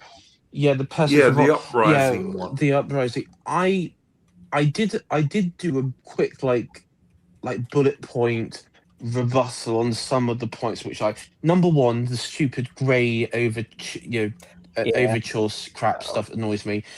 Also, number two, the main actor in that, what was it? Adam Andrew Garfield. Garfield. Andrew Garfield. Andrew. Yeah, he's depicted as quote unquote the plowman, which I'm guessing he is Wat Tyler. I'm guessing that he's Wat Tyler in that. Yeah. And then you have I think because I did say like I hope like the other main character is John Ball, who was the preacher, the actual like the actual one of the main instigators of it all, and the Wycliffe Lollard movement and all that.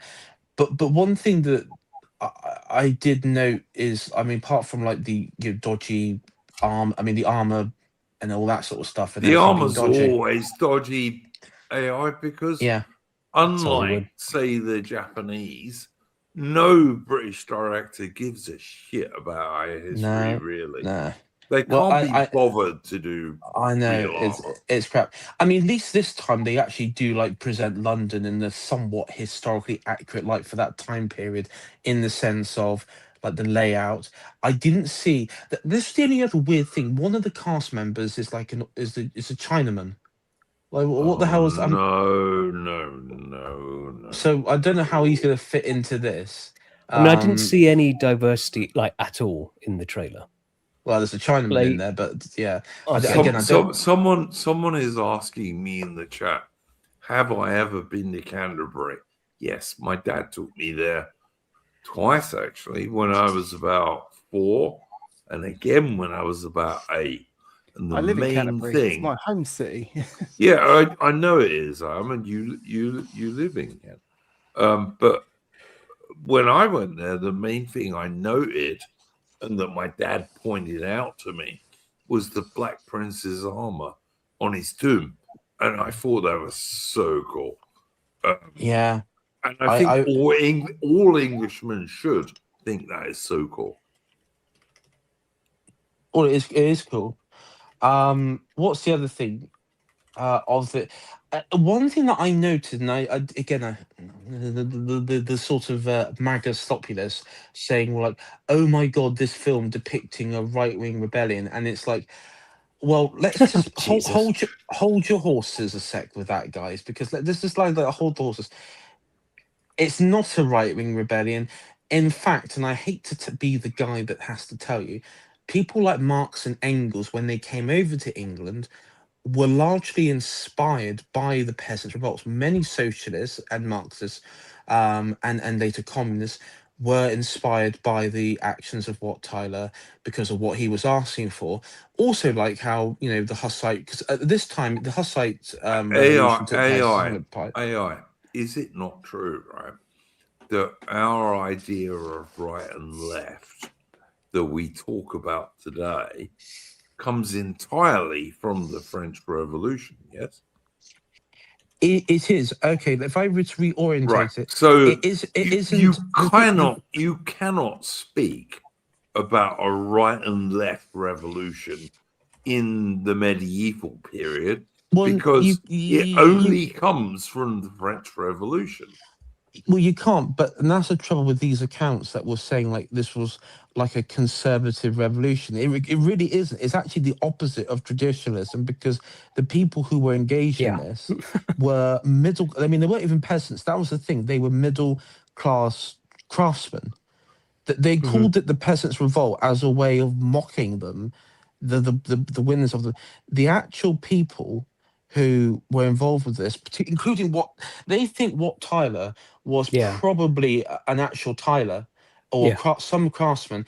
And again, in the thing, his character says, "Oh, I'm not a soldier." Actually, there is evidence to suggest Yeah. in few of the documentations that he did serve as possibly even as an armored sergeant in the Hundred Years' Wars in France. Hence why he was able to organize very quickly. much so. AI. Many British upper working class and lower middle class guys, they had been across to France and they fought in the 100 Years' War. 100%, mate. Yeah, I agree with that. Totally. And the reason why the peasants' revolt was successful for the rebellious, because they all had military training in the sense of organization, and battle techniques and everything. The reason they were able to march on London, and this is the other ridiculous thing. I saw some stupid fat journalists say, "Well, I hope they talk about the Flemish pogroms." Okay, first of all, fuck you, and number two, the Flemish merchants who were consistently and periodically underpricing Englishmen and women, driving them out of business. Oh yeah, those guys. Yeah, those guys who used royal prerogatives and power to send tax collectors around by force. Yeah, those guys.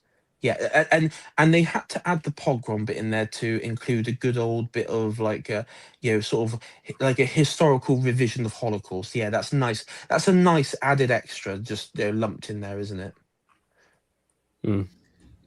Yeah. And talking about 100% AI. yeah, Totally agree.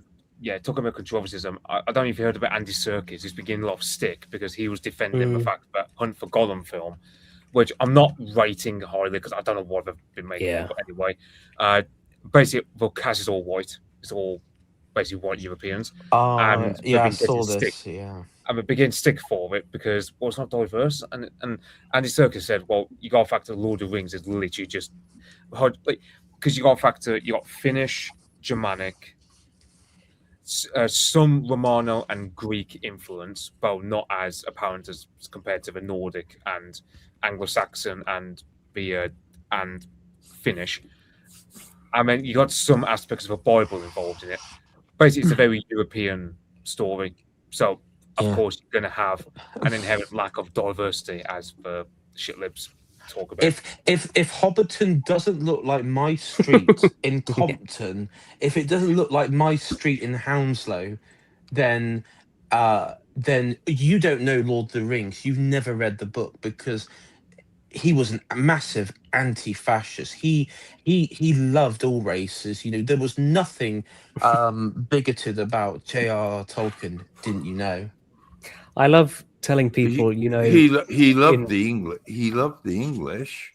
He loved Yeah. Europeans. He loved Northwest Europeans. And go look at like any video of Britain before 1960, and you will not see a black or brown person. Just go any video you want to look at. I guarantee you will not see a black or brown person in any video of Britain before at least 1960. You just won't. Go watch it. We're not joking, guys. It's just the truth. mind you, I like one of this movie. Aren't they making it 2 as well? 2 or 3, I think they're making the Gollum thing. Like, while I don't rate it that highly, it's probably not going to be great. I'm sure it will be better than Stephen Colbert's sequel to The Lord of the Rings that he's writing. I mean, the thing though is he did like Tolkien, and this is where people will come back and say, well, he didn't like the British Empire and everything. One thing you have to add with the caveat is he didn't like the British Empire in its later stage, and a lot of people didn't. They didn't like the direction it was going in because they saw what was happening, and some even saw where it was going. Yes. And was he critical of fascism? Yes, he was, because it was a modernist movement, and you can criticize fascism from the right. It's very much possible. But did he read and attend and was interested in what some of them were saying?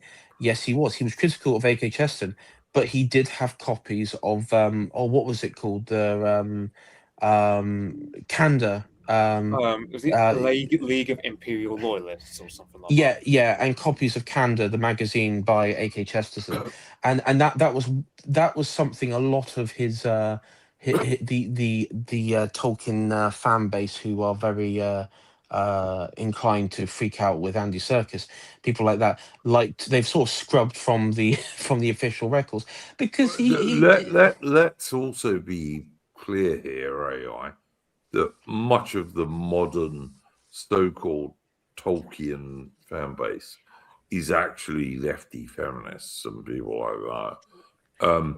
Tolkien himself was a much more traditional man. And, Adam Kiep in the chat is saying Cleopatra was black. No, she wasn't. She was a Greek queen. Jake, the comment right below it is, it's telling you it's sarcasm. So I get it, but I just get bored. Cleopatra was black and blue after Mark Antony was done with her. I'm not sure. I think Mark Antony was probably more black and blue, but okay. But yeah, no, look, I get it, Mitch. You said someone underneath said he was sarcasm. Yeah, but we're as white Northern European people, we are constantly under attack. Like every single day of every single week and month. And Nolan's Odyssey is the latest one, to be honest. Well, It you is. say you mentioned about Cleopatra being Greek. Of course, in the Odyssey, they have a scene with an Indian and a black guy on the ship going, "Hey, we're Greeks from Ithaca." I was gonna make a joke and that's about. not and somehow that's not ridiculous. Yeah. Yeah. Okay. I was going to make a joke about like Cleopatra being black, but that the punchline hinges on the entire panel knowing about the Cleopatra black pop group from the 90s. Forget that. Never This is a seen it. very Never obscure seen joke it. you've Never. got. Never seen it. Never seen it. All right, guys. Anyone else have other topics?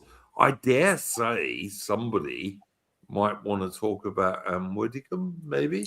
I was going to say, Labour Party assassin.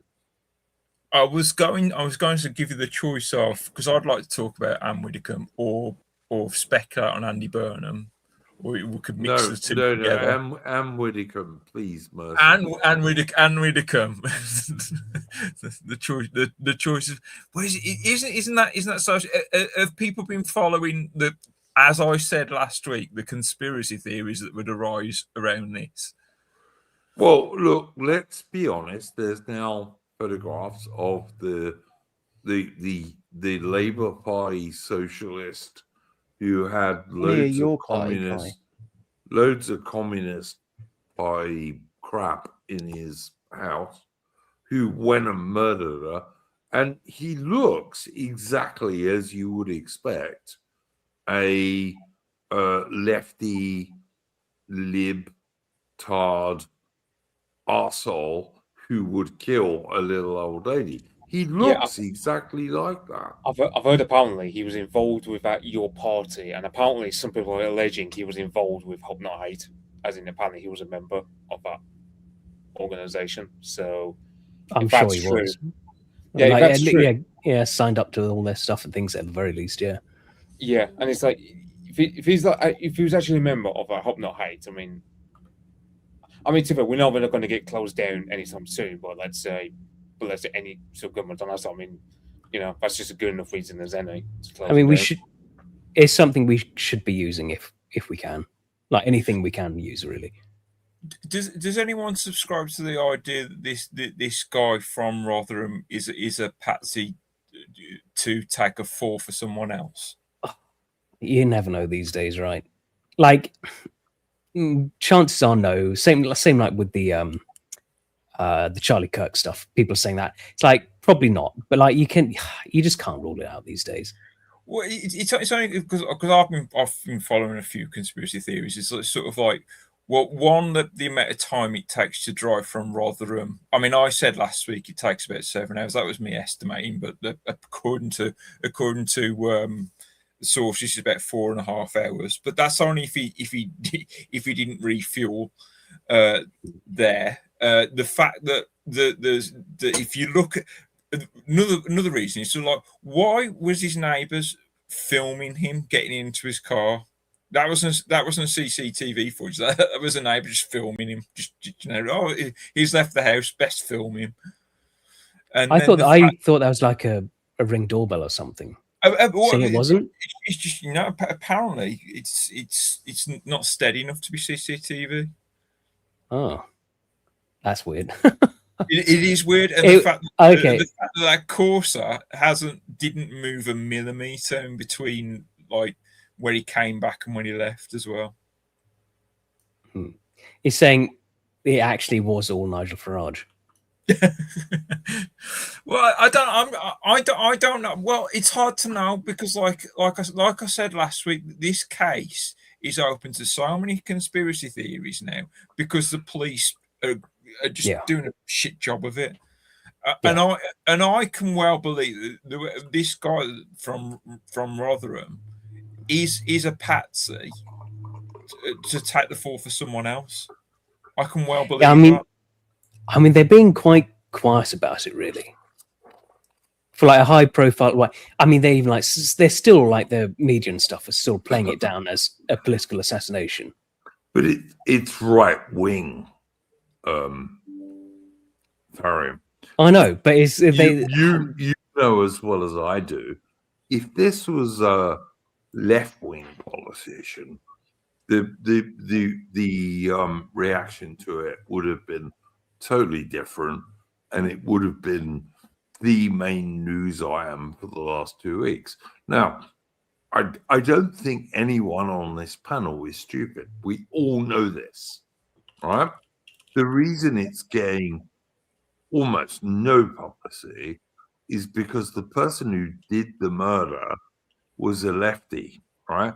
And when you look at his photograph, which you can find on, as Adam Kynep says, Joe Cox, remember that? But Anne Widdecombe, of course, was a right-wing little old lady. So therefore, we get nothing about it because the guy who did it was a typical lefty. Look at him. Supposedly 28 years old, we are told. And he's got a worse body than me. And I'm in my 60s. Yeah, I mean as he's lefty. As Woodpit would ask, why did they bother killing off Anne Widdecombe? Because I mean, she's not going to become a minister in any reform government, and she might have. She might have. No, she's 78 now. Old. Yeah, and as in she didn't want to go back to Parliament, so there's no way she's going to become a minister. She retired herself as well. You know what I mean? It's not that she didn't have fire in her belly. She knew the time. We all know this is all a lie. The police originally said, "Oh, there's no idea that this could be terrorism or politics or anything." Why the fuck, right? Look, I'm not Sherlock Holmes. I'm really not. But why the fuck would a guy drive almost 300 miles, which is a 4.5, 5-hour drive in Britain, which is a very long drive in Britain for anyone in America or Australia who does long drives, right? People don't often drive that much unless they're, taking their children to see their grandparents. That's not so much the problem. I mean, because when they first came out, when they first happened, before they might have had an idea of who it was, they immediately said it's not political. Exactly. So fucking exactly. stupid. It was a lie, Barry. Yeah. How long? If you recall, the news was Anne Widdecombe's dead. It took nearly a day for it to be mentioned that she was even murdered. Yeah. I mean, they could have saved themselves a lot of embarrassment and just said, "We don't know yet." That's all you have to do. You don't have because but that's just not normal what thing. they're there for, Farian. They're there to pretend that us guys are all bad and all the libtards are good. Basically, that's what they're there for. The police. They're not our friends. They're our enemies. We have to realize this. No, we all realise this, but the thing is more that they're doing really stupid things. Yeah, and they're sort of digging themselves into holes. You need to sort of, it's in their interest to sort of keep up the idea that they're competent and stuff. And when they're just doing this shit, right?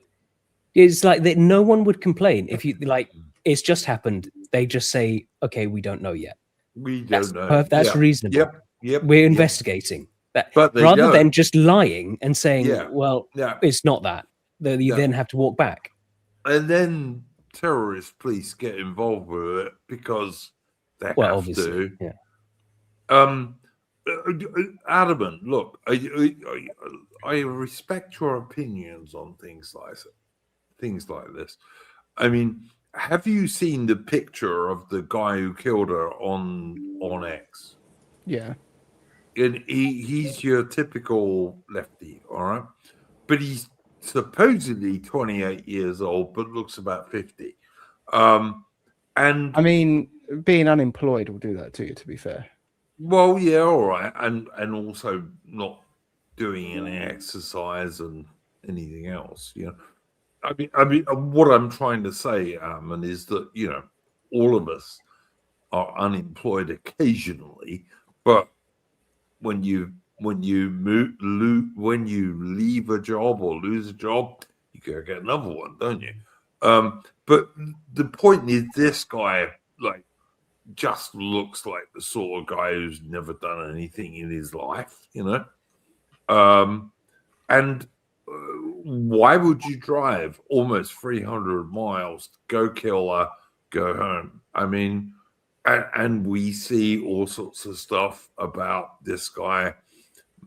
Had loads of communist literature in his house. I would be very surprised if it doesn't turn out that there's some sort of LGBTQ XYZ 50,000 letter tranny thing involved in this too. I mean, that is the sort of. I mean, he looked exactly like you'd expect of a person that went out, because it's like people. You know, there were some people sort of like who were like, oh, you know, it's going to be diversity, and it's like, well, like David Amos was killed by a diverse individual, but that was because David Amos was sort of tied into a sort of foreign policy issue that affected that guy's like home country. But obviously Anne Widdecombe wasn't into anything like that, so naturally the person that was going to kill her was going to be some white guy that's been sort of has dived too deep into sort of like sort of fake British politics and has been sort of subsumed in it too long. Yeah.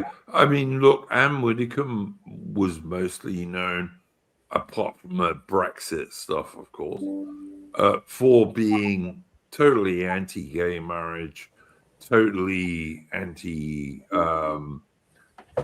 giving tranny drugs to young people and this sort of thing. I'm fairly convinced that's probably why this scumbag killed her. Well, and that's the thing, is like her stances weren't really that strong. It's kind of the sort of thing you'd hear from your grandmother anyway. Yeah, 100%, 100%. To these people, obviously, they're you know, they're so sort of stuck in this you know, the mind virus, as it were. They see even the tiniest little pushback like that as like this sort of existential crisis to their thing, and that's ultimately they've been trained to be like that. Oh yeah, 100% from school. Absolutely, Armin. And you're totally right. Like Anne Widdecombe's views, my grandmother would have sat there listening to her and said, "Yeah, that's true," you know, because that's what your grandmother would have said, basically. She was part of John Major's government, wasn't she? I think later than that, actually. I mean, she retired in 2010, so yeah, she would have been like a huge Tory type back in the 90s. Oh, she was. Yeah, she was absolutely a Tory, but she was old-fashioned, actual Tory, you know, not these wankers who came in later. Yeah, the Tories as they're meant to be, rather than what they are. You know, we on the right, we often talk about Tory boys and all the rest of it. Like, I think the greatest British Prime Minister there ever was Lord Salisbury, right? In the very late 1900s and the very late 1800s and early 1900s. But they have nothing to do with David Cameron and scumbags like that. Nothing at all. Or Rishi Sunak or any of these people, you know?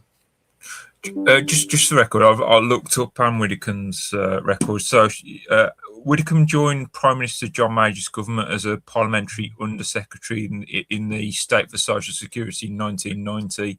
And in 1993, she moved to Department of Employment and was promoted to Minister of State the following year. I'll tell you a really weird thing about Anne Widdecombe.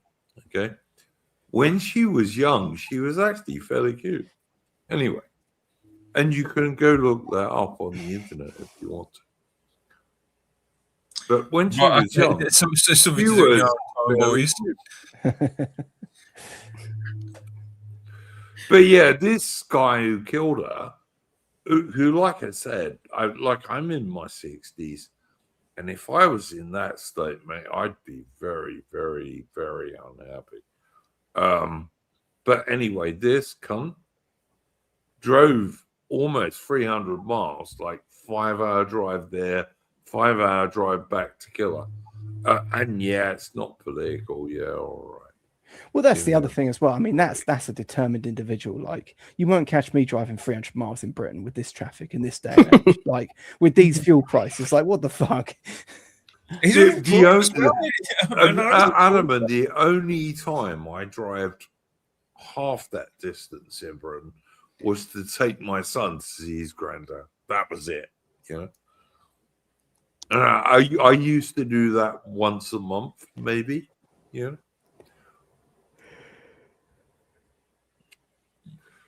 Yeah. But yeah, she was murdered by a political assassin who was a member of the Labour Party, I think.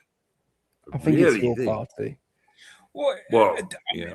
I mean, what do you think about the idea that this guy is actually a fall guy for someone else?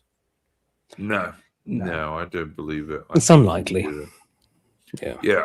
No, and even if he was, he would have been persuaded easily because he was obviously a thick bastard, like all lefties, basically. Well, they don't. This is the thing. They don't ever have to have convoluted plans to kill people.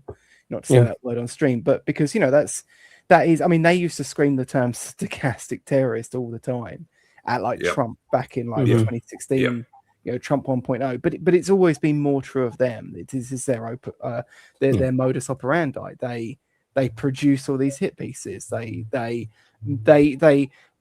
antagonize people up over positions that you could barely fit a fag paper between, and then they just sort of capitalize on the inevitable fallout all the time. Well, I mean, also this is kind of like a British Charlie Kirk moment in some ways. But this is the thing as well, because like Charlie Kirk, I mean, you look at we were talking about January 6th earlier when AI was still with us over like Baked Alaska and stuff like that. I mean, you look at all the people that were sort of imprisoned for just merely being within spitting distance of the Capitol building. They levied real power over that to put their enemies away and hurt them as much as they could. And yet Charlie Kirk's killer, it does look like he was tied into Discord servers full of people that were not necessarily in the know about exactly what he was doing, but were all ultimately. He also had a tranny lover, so he was gay basically. But and it's like, and it's like, no one other than this guy has been arrested, as far as I'm aware. Nothing's going to happen with the Charlie Kirk stuff. Yeah, that's over. Yeah, that's not nothing's happening. At the same time that Hope Not Hate, at the same time that Hope Not Hate are deleting articles about Anne Widdecombe because they've been part of this same cycle. But it is a bit like encouraging it. And at the same time, like two of their high-end guys are being sort of like dragged into the government and given like jobs within with them deleting those Anne Widdecombe stuff. It is kind of like target eliminated. Yeah.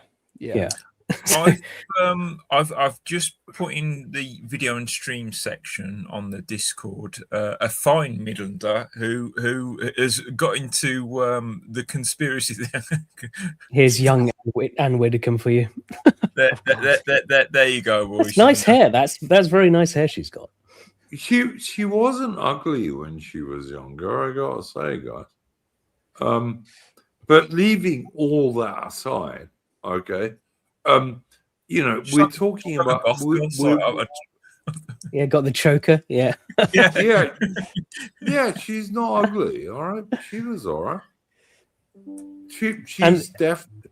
What would you say, guys? 6? And remember, 7, this remember this is no makeup, and like makeup really skews. Yeah, she's got fuck all makeup on in that picture. Yeah, I haven't seen this picture. I would have liked to have asked the Cure or Joy Division, which is it, Anne?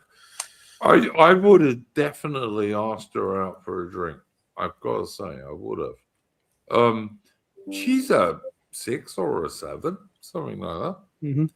But yeah. But leaving all that aside, right? Charlie Kirk, for example, right? I'm not, because I see people talking about it in the chat. Charlie Kirk is way like left and weaker than I am. Way. But you know what? He was murdered by a lefty, and he was. And I'm also not stupid enough to think that, the black woman, whatever her name is, she's been totally destroyed recently from the evidence, because I've watched some of it. Candace, right? Yeah. Yeah, Candace Owen, exactly. Sorry. But yeah, Candace Owen's just a dumb black woman. Yeah. But Charlie Kirk was absolutely murdered, and he was murdered by this scumbag who is a gay guy who had a tranny girlfriend in air quotes, of course, because it's really a man. But whatever. Well, I've put in the Discord under video and streams, and I urge anyone who has access to your Discord and the video streams to go watch it. A 5 minute they're called Gobster, and he talks about all the inconsistencies with the case, and the possibilities and things, but basic conspiracy theory stuff. I mean, there are none, Mercy, and this guy did it. He's on video doing it. You can see it's him. I hope they kill him. I really do. Well, they're not necessarily. Mercy was talking about the Anne Widdecombe, not the Charlie Kirk guy. Oh, okay. Yeah. Sorry. Yeah. Sorry. I thought that was clear. Yeah. So, yeah. So I just want to point out everything, all the inconsistencies with the Anne Widdecombe case that this gentleman brings up. You can brush it aside as some kind of kooky conspiracy theory if you want, but I think some of them just raise a lot of questions. I think this guy did it, and if I had my way, I'd hang him. I mean, the thing is, you don't if you're like an intelligence agency and you want to politically assassinate someone, you don't need patsies. There's plenty of nutters that they can just activate. Or you can just kill. You can kill them and have no patsy. They're just found dead. Yeah.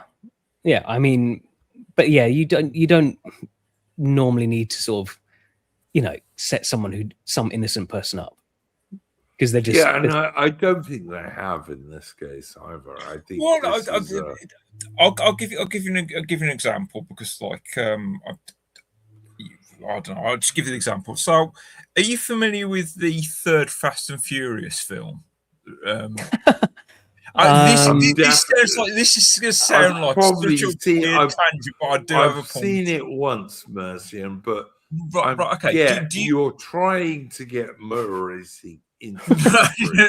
I swear I have a point. Right, okay. Yeah, all right. So it's set in Tokyo, and they didn't have permits to Is film that the in- one called Tokyo Drift? I've That's the seen one.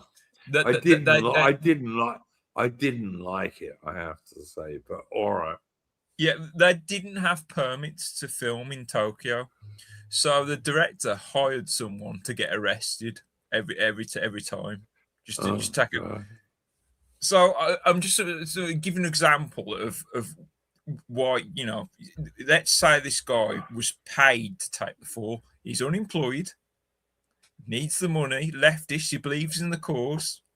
They might have even promised a cushy time in jail as well.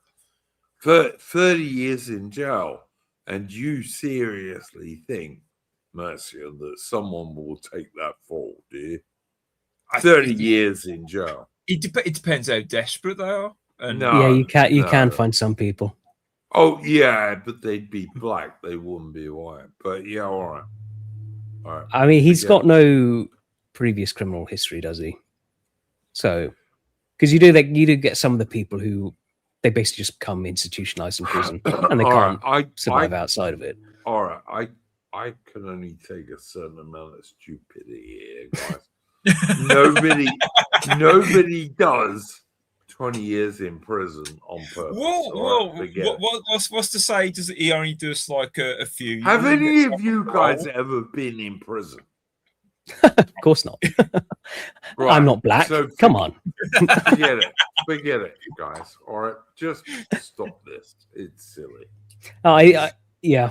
I mean, it is likely him. It's just there's always like the question of some of these things is were certain state elements involved beforehand, like that Thomas Crook's attempt on Trump. There's plenty of these weird assassination attempts where like stuff's just weird afterwards. Of propaganda at the leftists that did it. Yes, I agree. That much. Yes. Okay. No, I mean, like, there's always the question a bit beyond that. But it's, again, like someone mentioned, like, why go after Anne Widdecombe? Like, someone is saying, get sneaked out through the back door like Ghislaine Maxwell. She's not getting sneaked out through the back door. She's probably going to be in prison for the next 20 years. I don't know. She might well get some sort of... All right, well, mate, I tell you what. If she's released within the next 20 years, I'll give you $100. Wow. All right. Are you planning on being around for 20 more years?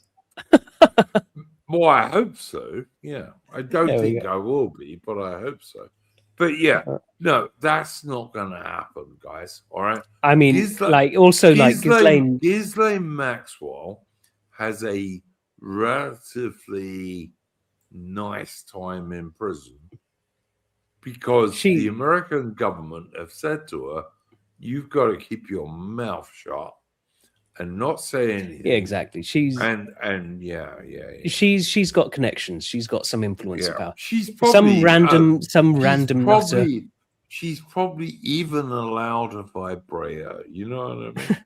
Yeah, some random nutter who, like the state, the intelligence agencies use, they don't get anything. You're very disposable.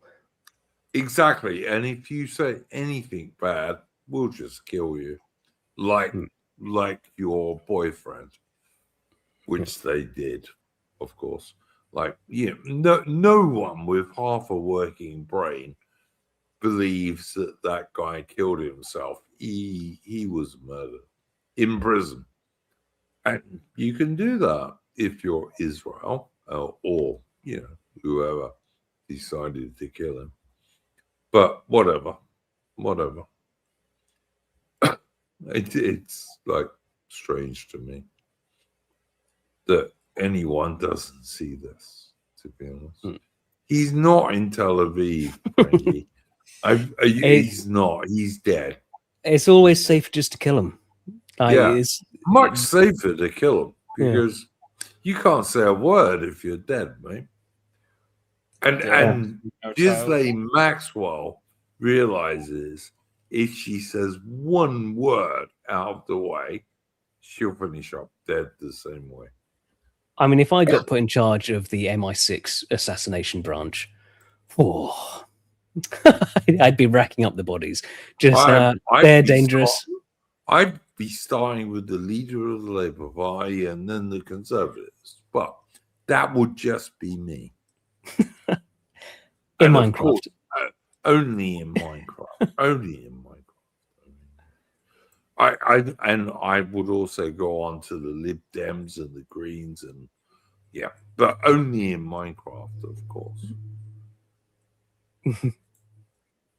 Someone's saying, "Is this not a little Fed post?" Yes. Yeah, it is. Yeah. It is, but it's also the truth. So, yeah. I try and tell the truth on my streams. All right, guys, anything we haven't talked about this evening that you want to talk about? I've got a brief thing. There was that terror cell that was arrested for trying to attack that Islamic event. Oh, God. yeah. That was a con job. Yeah. They weren't a terror 12, cell. yeah, exactly. Yeah, It's yeah, 12 yeah. people arrested in a supposed like terror plot to attack this I don't know, some Islam word, some event that was hosting up in I think it was in the Midlands, right? Saudi Arabia has banned. Yeah, this group, yeah. They're banned in this group because they want to live like authentically like Muhammad did in the back then, and they sort of which always tends to lead to terrorism, so they're banned in a bunch of countries. So what you're saying, Fariam, is they want to live like Muhammad and have sex with a 9-year-old girl. Is that right? Yeah. Well, then great. All cultures are beautiful, Duke. I would suggest all cultures are equal and beautiful. Yeah. I would suggest they move to the Saudi Arabia Peninsula, but since they've been banned from yeah, you're too nutty for them. Oh dear. Yeah, there's 15,000 people I think were expected at this event. That's concerning. And it looks, and then MI5 apparently found out there was a terror plot. 12 people, some far right. But they had to release them all. Yeah, like one of them was an 83-year-old man. Yeah, you know, you got to watch out for those octogenarians. Never know what they're up to. That guy is even, I don't know, 12 years or, sorry, more than that, older than me. But yeah. So a few have already been released. They were all released, I believe. Right, because they kind of like went a bit quiet in the story. After it was like, what actually happened here? Because it seems like there's a group of people who are a bit, well, what the hell is this event all going on about? You got all these thousands of Muslims flying in. All they did, Mercy and I saw and the story. Well, I can go. They seem to get. It was a big Muslim thing. Yeah. And they flew 2 drones over the top of it just to see what these immigrant camera drones wankers were doing, basically. Yeah. Camera drones. It was nothing. It was nothing. And I saw some of the organizers of the event claimed that one of them said how like we have been targeted by drone strikes in the Middle East. So this was very nervous. This made us very nervous. Well, I wish it made them more nervous. I mean, if I had, I wish it made them more nervous. If I had access to a Predator drone, okay, but this isn't quite that. Yeah. Well, and so we would never. A peaceful Predator drone. Yeah, a peaceful one, mate. Yeah. Well, I noticed our Home Secretary took an interest in this as well. Yeah. Isn't she also a Muslim? I think she is. Yes, yeah.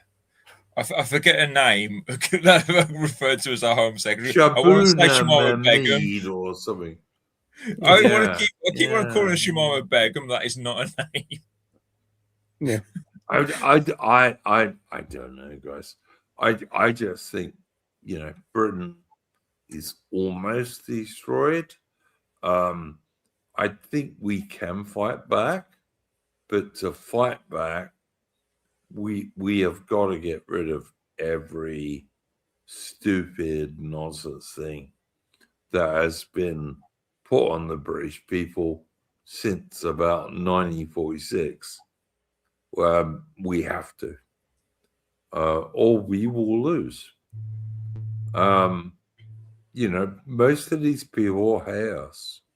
They're only here to try and destroy us in revenge for their perceived bad things that we did to them, which were actually good for the most part. You know, like stopping widow burning in India or the thuggies in India. Yeah, I don't have much time for any of this, to be honest. Mm-hmm. It's just really it's so predictable, the over response of the state to this. Well, yeah, because only white people are bad. Only Anglo-Celtic white people are bad. Everyone else is good. And I'm sure they also really happy that it sort of was there to sort of distract from Anne Widdecombe. Well, they hoped it would a bit more. It's like Anne Widdecombe is politically assassinated. Yeah. But look at this far right terror cell. Well, member of the Labour Party drives almost 300 miles to kill a little old lady. Yeah, true.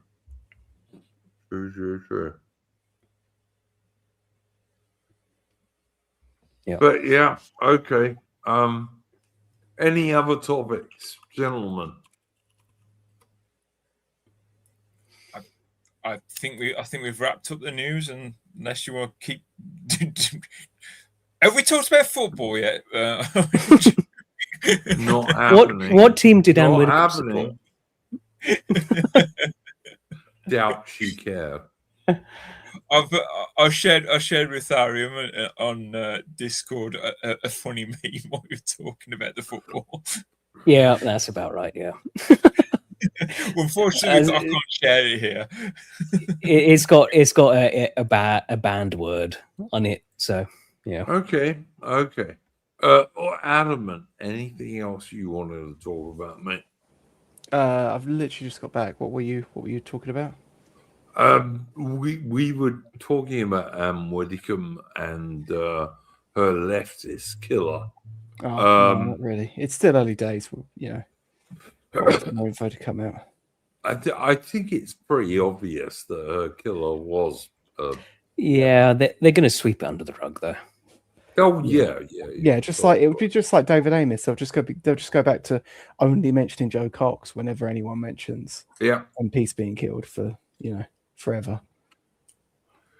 All right, my view is, guys, that if you're an Anglo-Celtic British guy, you have to be Anglo-Celtic. If you're not a British guy. Simple as that. Really.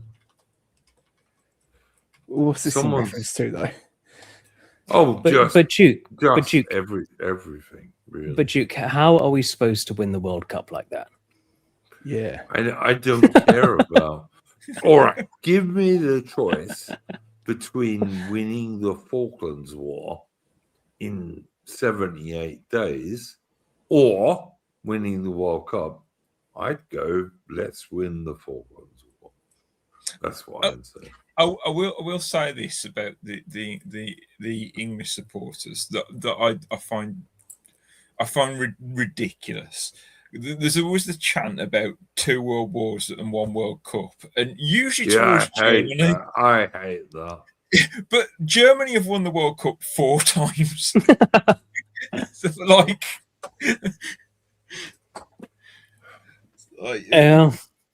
All right. Frankie H8R in the chat says Duke of Wellington was Anglo-Irish. The Duke Not- of Wellington Not really. entirely correctly pointed out that being born in a stable does not make you a horse. Okay? So Frankie H8R get fucked, basically. Yeah. But Yeah, he was part of the English who just ruled Ireland. Is that he was, Those yeah, absolutely right. Absolutely right. And listen, there are good Irish guys. Few and far between, but there are some. But yeah. And that does not include the Ulster guys who are the the Ulster guys are British guys who live in Northern Ireland. So there you go. Well, one of the things that always gets me is when people talk about like the Liverpool stuff and they go like, oh, you know, they're Irish up there. I mean, a lot of those are like a vast majority of Liverpudlians actually just consider themselves English, even if they have some Irish ancestry. You know, like to your thing earlier about mixed people in South Africa. You know, there are mixed people in Liverpool as well, but they're a mix of Irish and English. Adaman, who's the local guy who does loads of stuff on Liverpool? I like him. He's really good. Oh, shit, I can't remember. Yeah, I know who you're talking about though. What, Paul Rimmer or like Joe? Oh, No. I can't remember his name now, but I really like him. I follow his channel, and he's absolutely fixated on keeping Liverpool British and English. Really good guy. I like him a lot. I'm sure Alman will find his name in a minute. Yeah, I think I know who you're talking about. But it was I can't remember his name. His name was Joe something, wasn't it? Joe. Yeah, we've talked about him before, Adam. He's a good guy. He's very into local action to like defend your thing. No, Frankie, you'd just be English. If you're an English person born in Scotland, no, you're just English. You're not Anglo-Scottish. That's not a thing. No, that's not true. You can be absolutely Anglo-Scottish. Okay, if you're half-breed, yeah, but just no, come on. Yeah, if you're just an English person born in Scotland, you're just English. Fuck off. No, fuck off. What? You can be Anglo-Scottish, Anglo-Welsh, Anglo-Irish. But he says if you're English born in Scotland, you'd be Anglo-Scottish. And it's like, no, you'd just be an Englishman in Scotland. That's not true. It is true. I think it is true.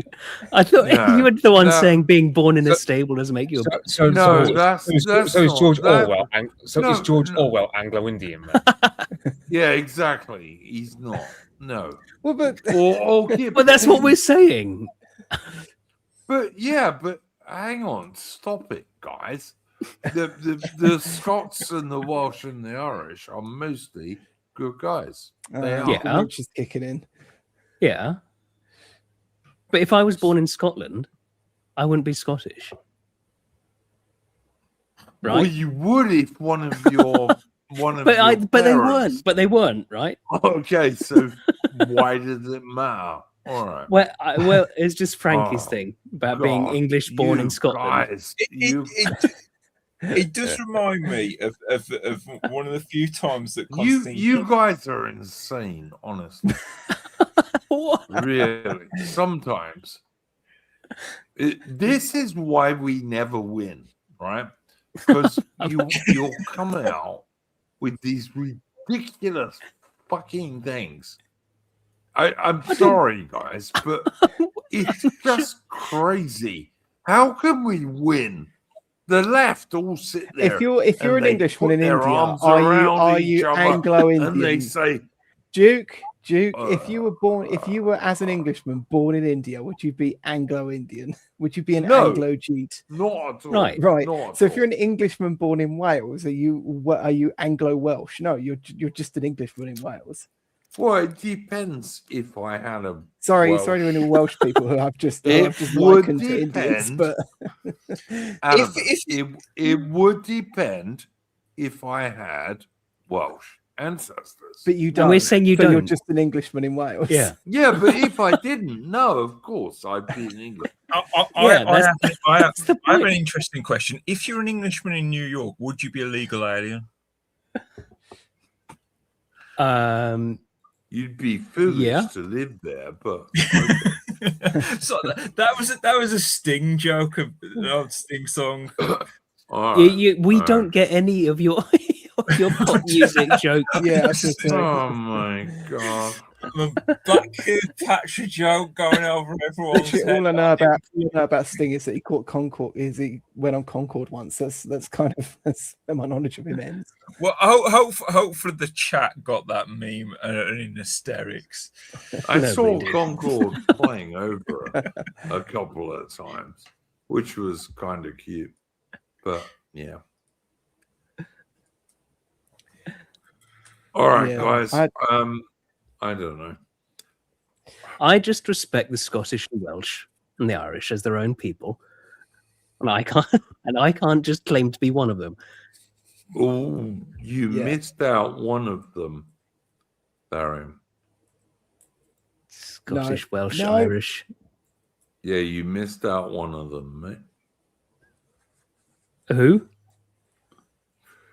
You're asking me who. You couldn't work out who you missed. Do you mean the Ulster Scots? Oh, you mean the Ulsterman? Okay. I'm just wondering. But I This- respect them yeah. all as their own people. That's it. Why we Yeah. call them That's all I'm Ulster saying. Scots and not Yeah. Ulster Irish.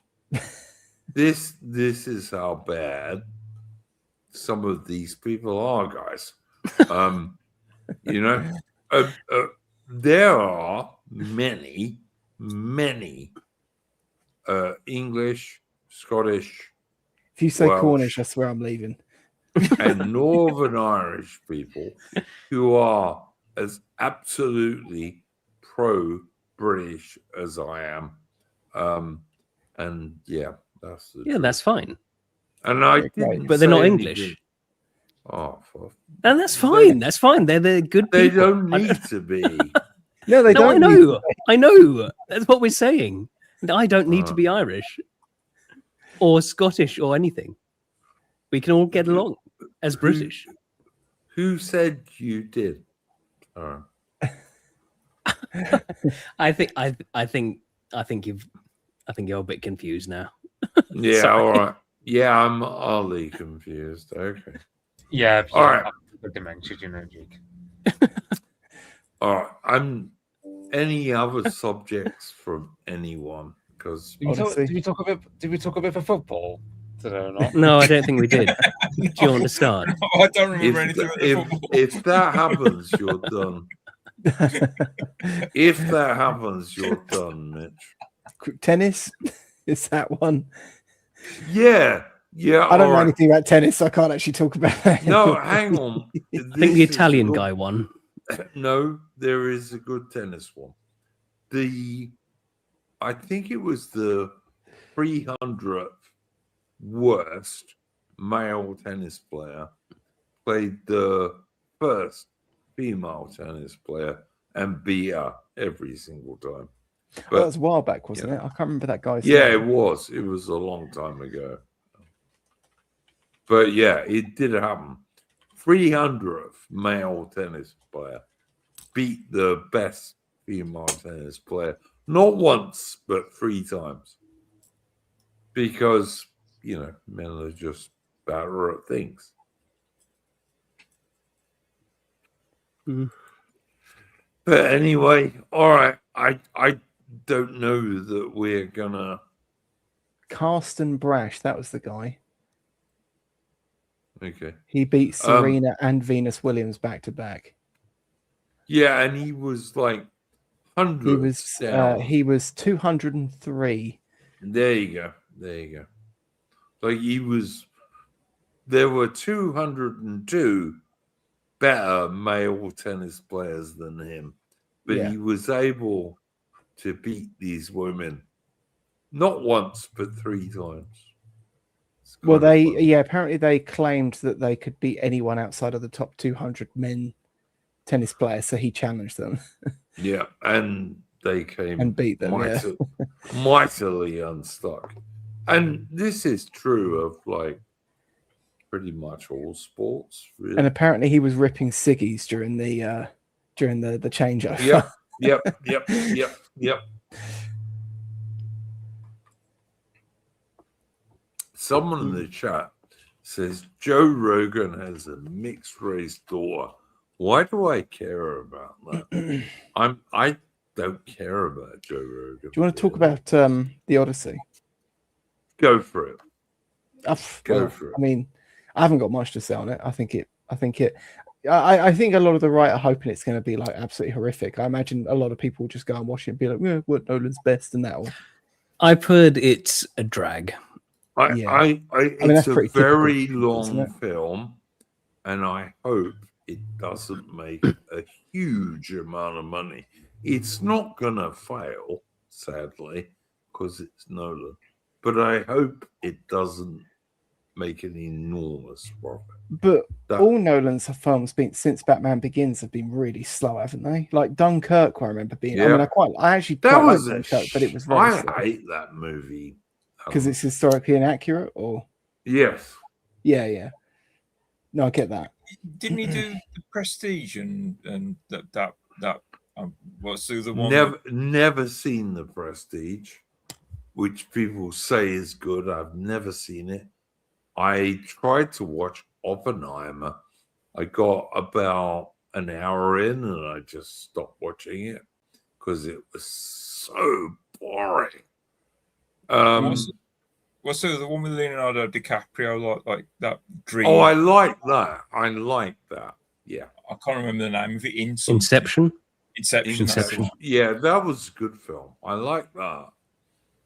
Mm. But I know I liked Memento. That was okay.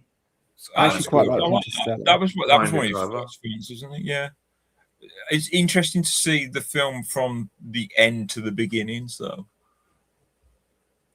Yeah, I guess. But yeah, I'll never watch Nolan's Odyssey. I just won't. I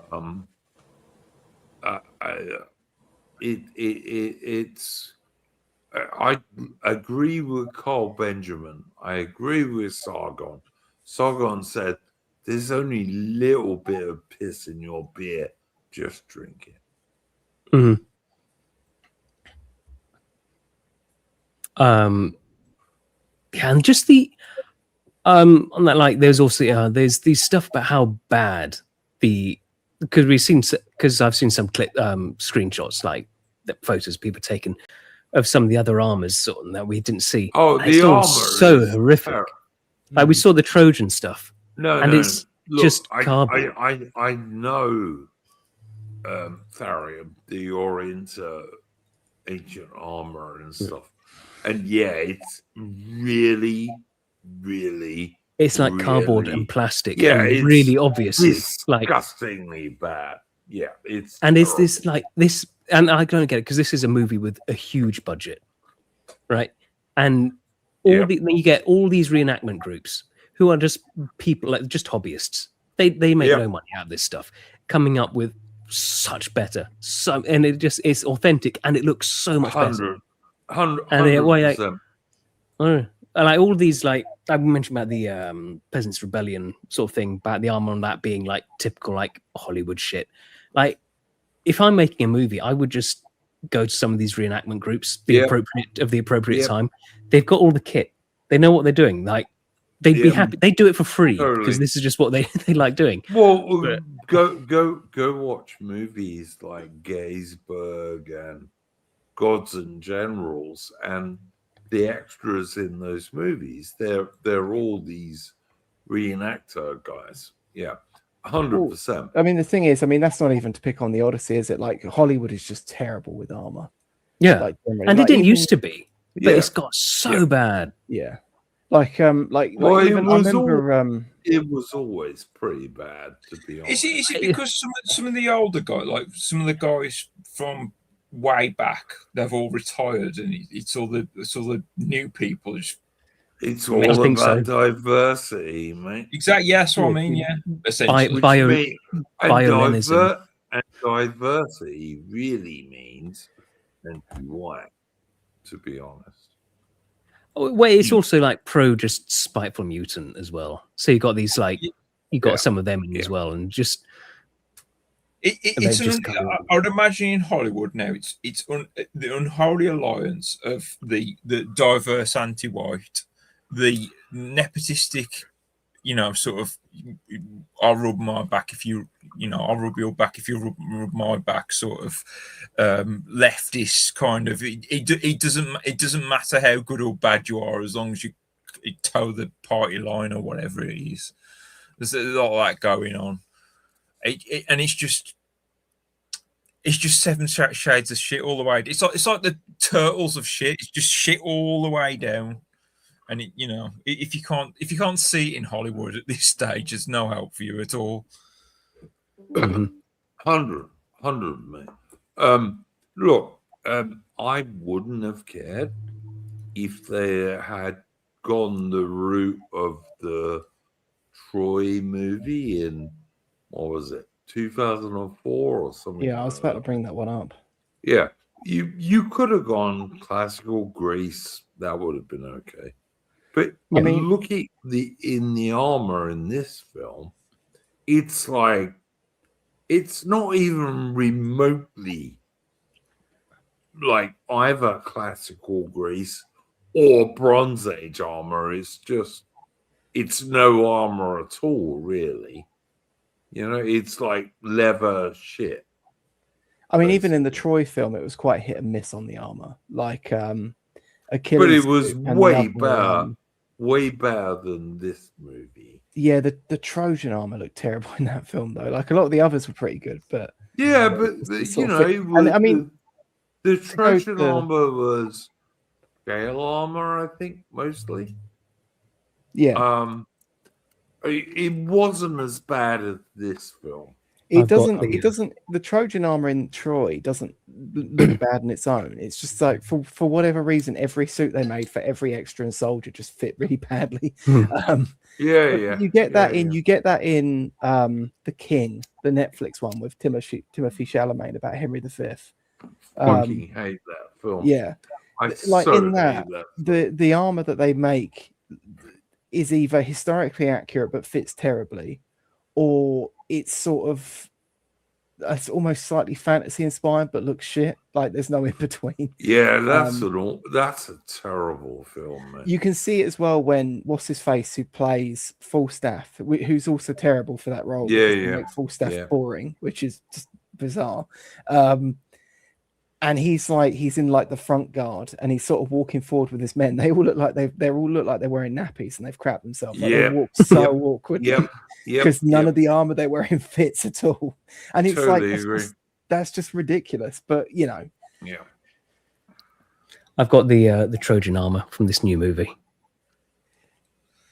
Oh dear! And the shit shirt. Yeah. Bloody hell! it's so bad. What is it? It's red on his head. In fact, looks red all over him.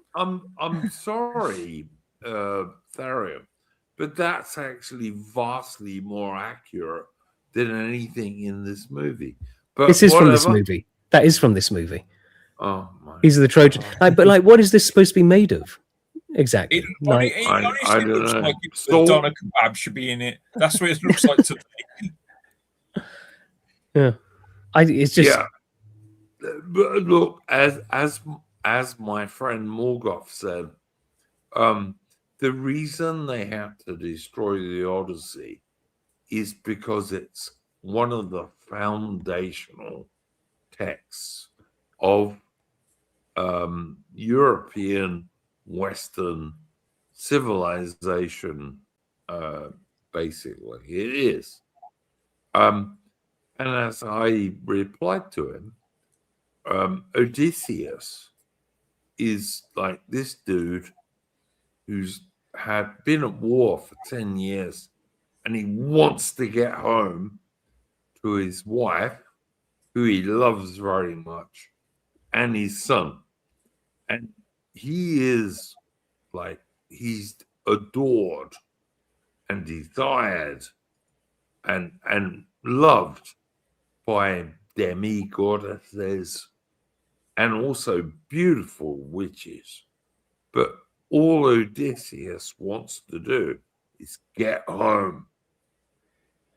And so you must destroy this if you want to destroy Western man, because Odysseus is a good Western man, and you can't have those in a globalist world. You just can't. So who does Elliot Page play? One of the witches of the sun? No. What they did, Mercian, is they got rid of Achilles, right? And Right. as somebody said on my Discord, Achilles is a household name, basically, for the greatest warrior in Greece. They got rid of Achilles and replaced Achilles with this warrior from the Aeneid, which is a Roman thing written many years later. 1500 about, I think. Yeah, Bit different. Yeah, exactly. Fair. And we are supposed to believe that 4'1" wouldn't even look at this tranny woman pretending to be a man is the greatest Greek warrior ever known. Yeah, Well, it's on a different canon for a start. It's sneaky how they did that, because it's clearly meant to be Achilles, but then they can sort of go, no, it's not Achilles. Many people, Tharian, think that the director watched this stuff and changed it in between. Well, the thing is, so I watched the interview between Tom Holland, Christopher Nolan, and the guy on Channel 4. Wow. And it's like, so in Batman Begins, right, a Christopher Nolan film, he might show it very briefly, but he doesn't dwell on it either way. But I'm pretty sure he doesn't actually show much of the origin story of like Bruce Wayne, right? Like every other Batman film does that. And I remember at the time he was like, well, everyone knows the story. You don't have to like just keep going over it. And then he kind of throws all those rules out the window when it comes to this. And he's now talking about, well, you know, you don't know this character, you don't know that character, so it's best if we just didn't put them in. And it's like, well, I think most people do kind of know the vague outline of the Odyssey. Well, but who doesn't know about Achilles? Exactly. Probably the most famous character in the whole thing. Yeah. And it's like and then on top of that as well, in that interview, there's one banger which is they actually put in as the intro. So they're definitely trying to bait people, but it is still moronic, and I think it still needs talking about, where he says, he's like, oh, you know, people are like revering old plays and texts and that just because they're old. And then Tom Holland's like, oh yeah, like Shakespeare. And it's like, and it's like, you know, there's the Lindy effect, right? Which is like pretty common in like the media industry, which is the sort of idea that the amount of years that a play has been going on for, it will continue on for as many years. You know, kind of this idea that things that have stood the test of time will continue to stand the test of time. You know, they have a much higher likelihood of being able to do that. And it's like he doesn't even understand that, like, or he claims to not understand that like old things are important. Yeah. Because maybe there's a reason you still Claims. listen to these things. Claims is the important part there. Yeah, Adam. claims. Yeah, It does seem like they set that up to yeah. bait people. I mean, Yeah, look, I think there's been a lot of that. I hated his Dunkirk, right? Which is a movie about two British soldiers who never fire a single shot at the Germans, and just run away. The only warship in it is an obviously 1970s or 80s warship. And the only other bit in it is an RAF pilot. And when, in reality, when the Dunkirk guys arrived back in England, they were beating up RAF guys because they said, we never saw you. And yeah, sometimes the RAF guys were way behind the beaches trying to break up the German bomber formations. But you know what? Bullshit still makes bullshit, you know? And Dunkirk, Nolan's film, is utter shit, and it's really bad. And like there's like 55 guys on the beaches, not tens of thousands. I hate it. I hated Tenet. I thought that was a shit movie. I really didn't much like what's that movie he made about the spaceship? I can't remember that. Interstellar. I didn't like that either. I did quite like that one. Yeah, I didn't. I thought it was shit. But yeah, no, Nolan is not a director I like at all, to be honest. And he has destroyed this film, and he's done it on purpose to make it anti-European and Western. He just has. Yeah, but also a large part of that is that they've got us all talking about it, you know, and we're doing that too. Yeah, we're doing some level of self-awareness, though. like the inclusion of Elliot Page. Apparently, like she's got like 5 minutes, if that. Like it's barely in it at all, and it's like it could have been cut easily. But you leave this shit in to signal to his like side and to just piss us off. Yeah. That's the only reason.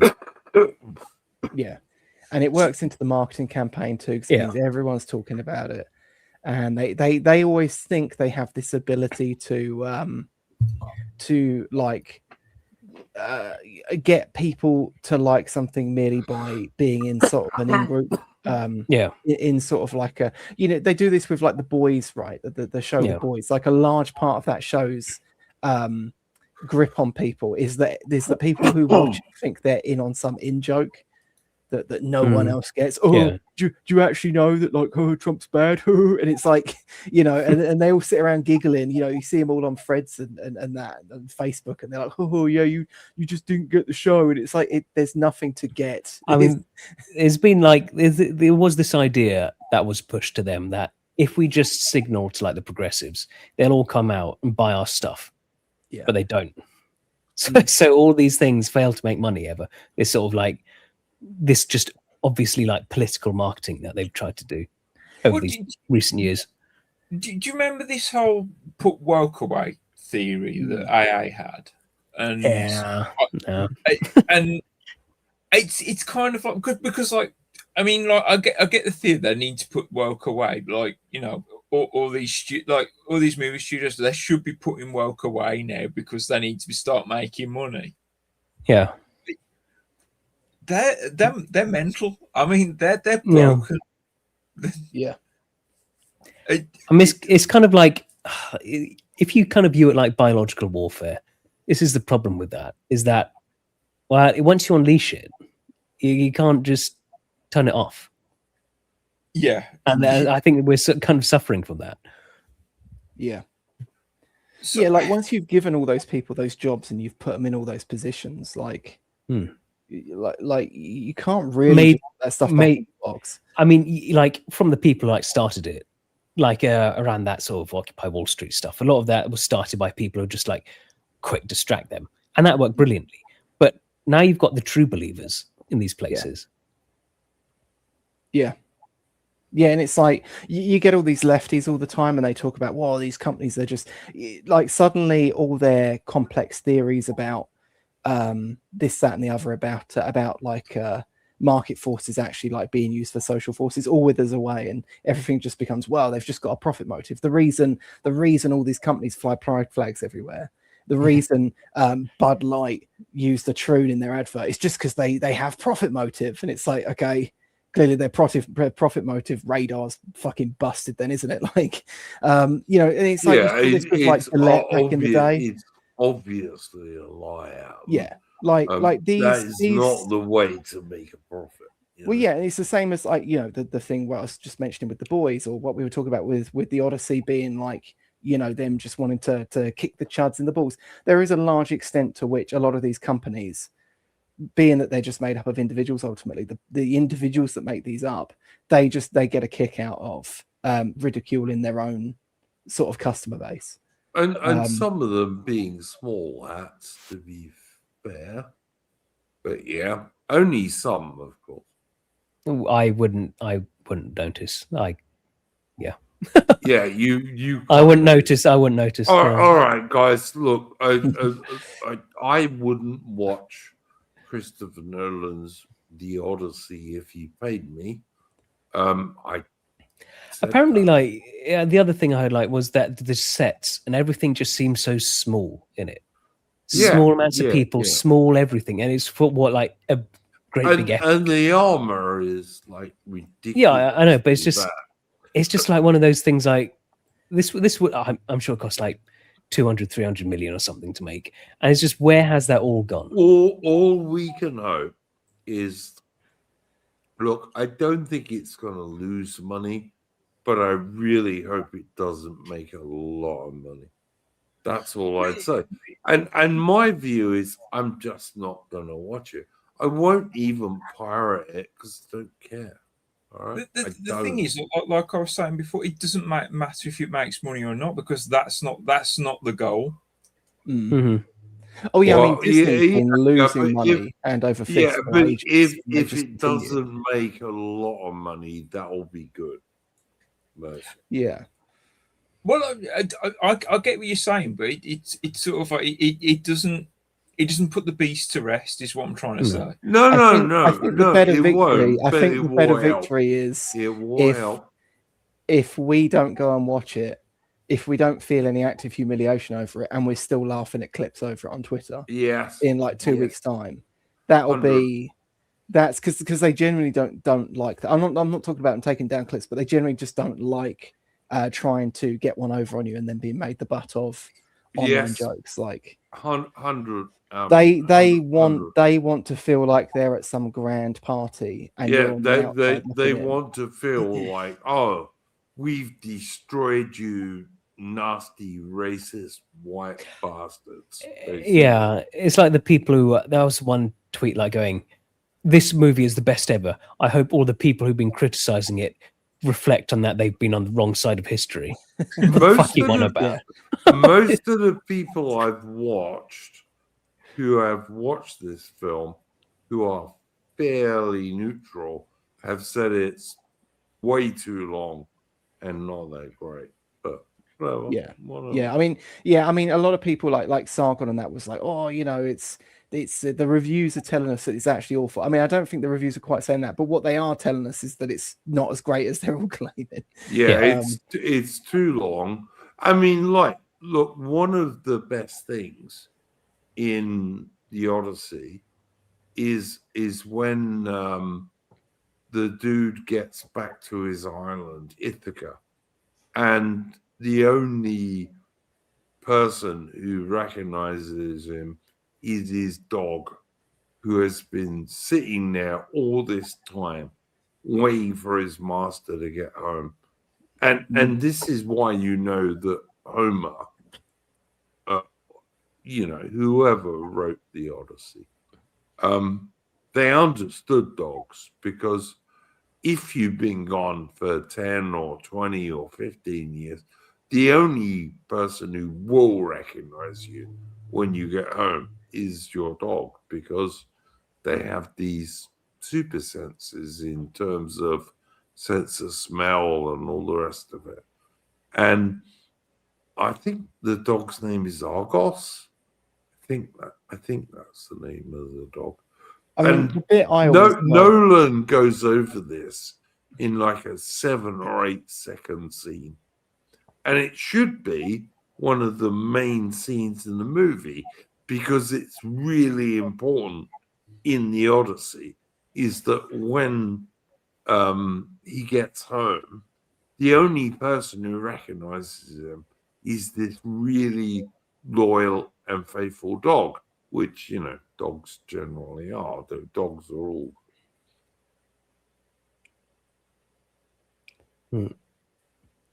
Yeah, I mean, the bit that I always sort of dwell on is Odysseus's conversation with Achilles in the underworld. Because I always had a lot of probably when I was a bit young. Totally lost Darman in this movie. Yeah, totally gone. Achilles is not even in it. Yeah, it's Tranny.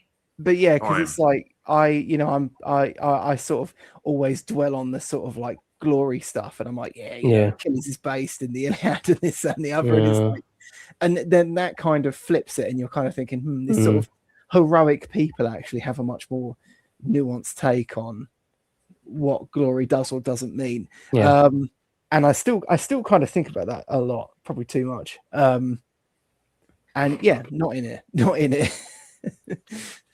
I think he's just like he's going to double down on Odysseus's guilt for like helping to defeat Troy or something. Yeah, it's just about like, that's in this, that with Achilles, it is like a message about like what is actually important in life. Is it the glory, or maybe not? Is it? Yeah, it's interesting. Like it is an interesting sort of take. But Tharium, how do you make the Odyssey without Achilles in the underworld? Like, one of the main points of the Odyssey is that he meets Achilles in the underworld, and what this wank Nolan has done is makes it a transgender woman, a tiny transgender woman, pretending to be a man, and that is the greatest Greek warrior. And he says, no, we haven't made a movie about the Odyssey before. Like, nobody knows about Achilles, the greatest warrior in Greek history. I mean, get fucked. All right, this is just silly. Well, I don't know why. I don't really understand why he wanted to strip out all the sort of supernatural stuff. Well, the gods. The world is still in it. Well, like, is it? But it just doesn't have Achilles in it. Oh, okay. There's no Achilles in the movie, and like in the Odyssey, when Odysseus goes to the underworld, he meets Achilles. Yeah, that's so I'm pretty sure they've still got the underworld arc, as it were, represented in the film. No Achilles. But I don't know how that's actually going to play out. Like, I'm not going to. It's probably just a hallucination or something. Yeah. People have said, right, Adam, that what really happened was halfway, like, I don't know, 7 or 9 months ago, Nolan realized that, like, making this stupid little 5'1" girl Achilles would be ridiculous. So what he did was he just got rid of Achilles and made her somebody else. I think it probably is, to be honest. I don't think it was. I think it was sort of planned from the start. He obviously I think it's all like Ellen Page is Achilles, right? but he's doing this as like a plausible denial Well, Ellen Page because it's ridiculous. Ellen Page, sorry, not Ellen Page.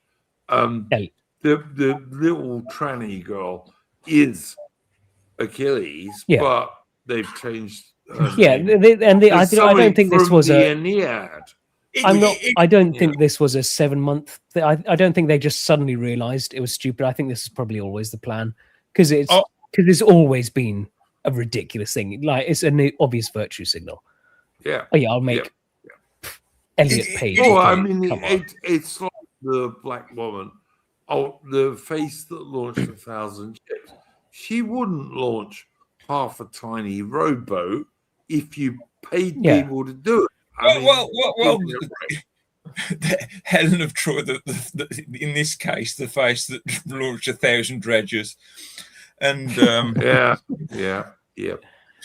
But who would have thought with Ellie Page, her most remember in 2007 when she played Juno, which was about underage pregnancy, that interesting right.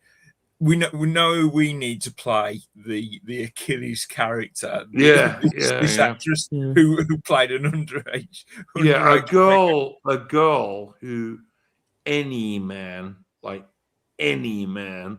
could punch, like not even very hard with his left arm, and she would get knocked out, and that would be the end of her. A greatest Greek warrior in history. Yeah, all right. You can believe that. And she's got ab implants now, though. Oh, God.